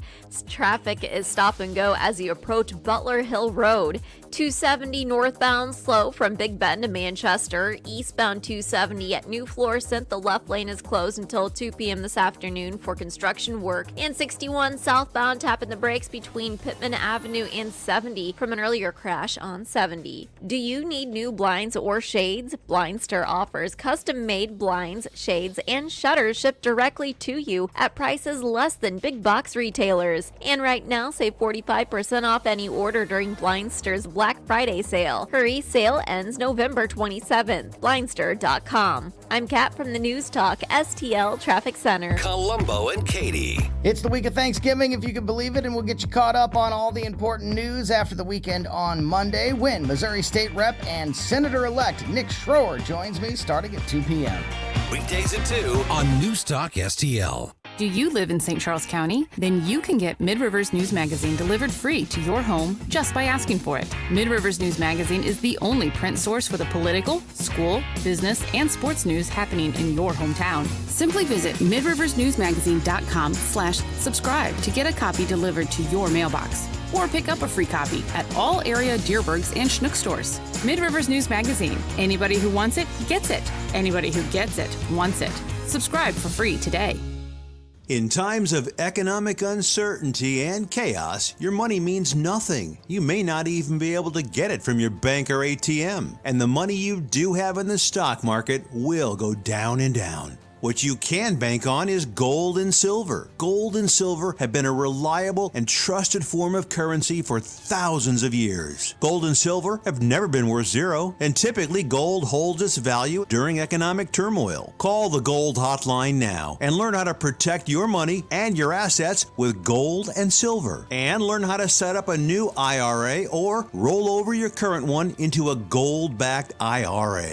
Protect your money from the next market crash with gold and silver. Call now for your free gold guide. 800-281-4224. 800-281-4224. 800-281-4224. That's 800-281-4224. St. Louis's new choice for conservative talk. What citizen wouldn't want to make America great again? Live and local. And their leadership has been substandard. I think the word substandard is immensely polite. This is News Talk STL.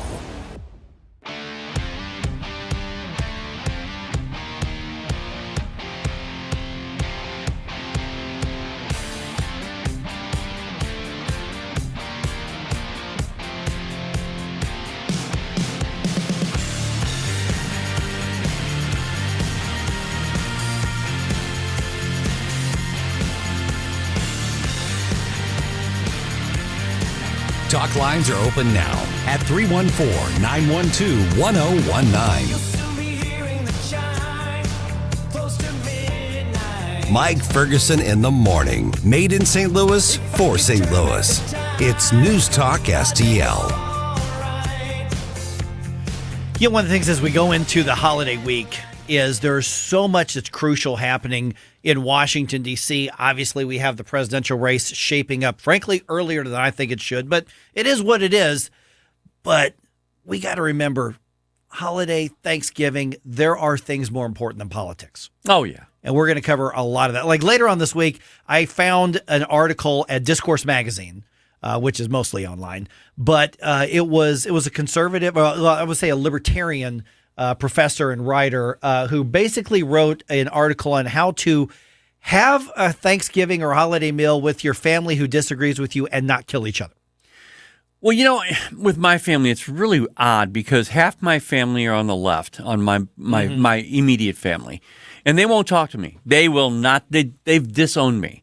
Now, my brothers and now is that over politics? It's over politics. Okay. Oh yeah. Because I'm like, you didn't do something else to piss them off. No. Just saying, you weren't like siphoning their gas or anything. This happened. Okay. This happened when Trump started running for president, and I was all for him. And they were, how could you? And it got almost slanderous on Facebook. It was amazing. Now, On my wife's side of the family, they're all on the left too, but we just don't talk politics. I love them all.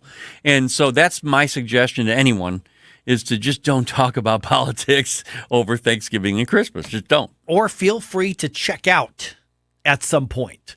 I mean, you can drive yourself crazy. Yeah. When I play baseball and stuff, there's a lot of the guys, and some of us, because there's a lot of really conservative guys in the baseball league. If you wonder where are the conservatives in St. Louis, they're playing baseball. It's where they are. I mean, we got a few liberals that, out there as well, but I've been amazed at how many guys are just really conservative in the league. But listen to the show. They do. A lot of them do. And one of the things that I've noticed is they figured out that, when I go play ball or I go to practice or something, I'm off duty, man. And you have to compartmentalize and you've got to step out. And I think Thanksgiving, Christmas, New Year's, all of the holidays, especially those like Veterans Day, Memorial Day, places like that. Those are the times when we should not be politicizing them. Yeah. And Thanksgiving is a good time to do it, especially after we just had the midterm elections. We got the presidential election coming up. We know it's going to get rough. We know it's going to get, gloves taken off. And you know what? They should be taken off figuratively, people. Figuratively. And this is one of those areas where just kind of remind ourselves what the bigger, more important issues are and more important questions are. And when you have a conflict with your family, it shouldn't be necessarily over politics during the holiday season. Like, for instance, with my wife and I, it's, no, Rachel, you should not put out the Christmas stuff yet. Oh, crap, I said that out loud. You did. Oh, boy, I'm in trouble now. Yeah. I'm just saying it's wrong. It's too early. There are some of the people in my wife's family on the left that they'll walk up to me and they'll whisper like, "Yeah, I've been seeing this happen. I didn't even realize what was going on." And I'm really thinking about the whole inflation thing. It's really getting me down. And I just tell them, all I can tell you is vote your conscience. And vote your pocketbook. Well, yeah. While you're at it. Yeah, because we forget so many people, like you were talking about, you are all in on Trump, and, if it ends up being DeSantis or somebody, you're all in. Then the important thing is win that race. There are a lot of people who don't vote that way. They show up a week or two before, or they tune in a week or two before. They show up on election day, and it's like, is my life good or bad right now? Right. And that's how a lot of people vote. And those are the people that you need to be, in touch with. But I don't look at myself as a spokesperson for any particular party or movement or anything. This should be an extension of who we are as people and the values that we have as people and the values that we hold as an individual. I think a lot of us get that wrong. And I say us because I think a lot of people on the right get that wrong as far as on the left. And they say, I am a member of the Republican Party or the Democratic Party or whatever third party, or I am a conservative or a libertarian or I'm a whatever. And then they develop who they are based on that ideology instead of doing it the other way around. I'm a Christian. I'm a child of God. I am, whatever it is that you are at your core. Well, then as a result, I'm a free market person. I'm a conservative. I'm a libertarian. I'm whatever the case is. And I think too often we buy into brands instead of conscience. No, I get that. I totally agree with that because I've never called myself a Republican. I've said I've leaned libertarian from time to time, but it's not even that. I just say I'm independent. I want smaller government. I want to be fiscally conservative. There are things that I just agree with, and there are things that I don't. And on the left, I don't agree with anything going on right now. So but that's not because of a brand. That's because of the values that you. No, it's the values that I have, and as a Christian too. I mean, seeing what some of these people are saying about abortion and all that, I can't lean that way. I just can't. Yeah. And the thing is, I think it's actually easier to have conversations with people and open them up to your ideas if that's the way you approach it, as opposed to this is my brand politically, and therefore you violate my brand politically. But that's how you can have a good conversation with someone on the opposite side when you don't develop it that way. I mean, I've actually talked with people, and they said, "Well, I didn't know that was going on." Well, sure. But this is why, because they have the policies that they have. Yeah. Like, no. And then I explained to them, yes, here's why. And they go, Well, that's weird. Okay, I'm open now. Right. Yeah. Yep. All right. So we're going to have so much fun this week. I'm telling you, a lot of hard hitting, obviously, news and politics. We're staying on top of that. But let me tell you something. If you're getting that political fatigue, we're still going to have politics, but we've got so many other things in store for you over the next 2 days that we are going to be having an awful lot of fun between now and then. But don't get me wrong, I'm not skipping on the news. Just put that out there. We're striking the right balance, so there's a lot going on. All right, don't forget, you've got more Guns and Hoses tickets being given away about another hour and a half on the Vic Porcelli Show. Tony Colombo's got a pair of tickets, and also Chris Arps and Tim Jones going to be giving away some tickets as well. That's all still ahead today on all the local programs right here on 101.9 and 94.1 News Talk STL.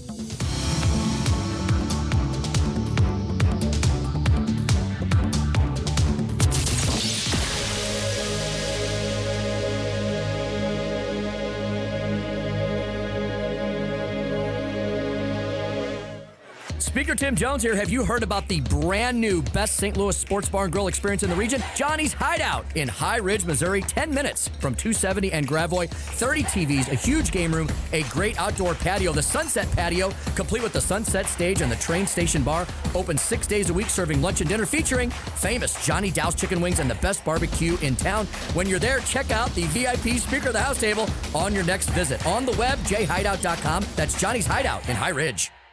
Hey folks, here's great news for active aging seniors. The Kanega Watch, the only medical alert smartwatch with built-in fall detection. Yeah, the Kanega Watch is much different than the other guys. It's a stylish, discreet watch you can wear all the time. Get help through the watch in one of 3 ways. Your voice, pushing the watch's alert button, or have the fall detection connect you to a US-based 24/7 monitoring center who'll speak to you through your watch and can send help to your GPS location nationwide. And get this, it can do that even if you're not responsive. This is true 24/7 peace of mind for you and those that love you. Order your Kanega Watch with a full refund 30-day trial period. Call now, 800-413-7152. 800-413-7152. 800-413-7152. That's 800-413-7152. KLGY HD3 Clayton, K270BW Bellefonte, KNBS Bowling Green. This is News Talk STL at 101.9, 94.1, and always streaming at NewstalkSTL.com.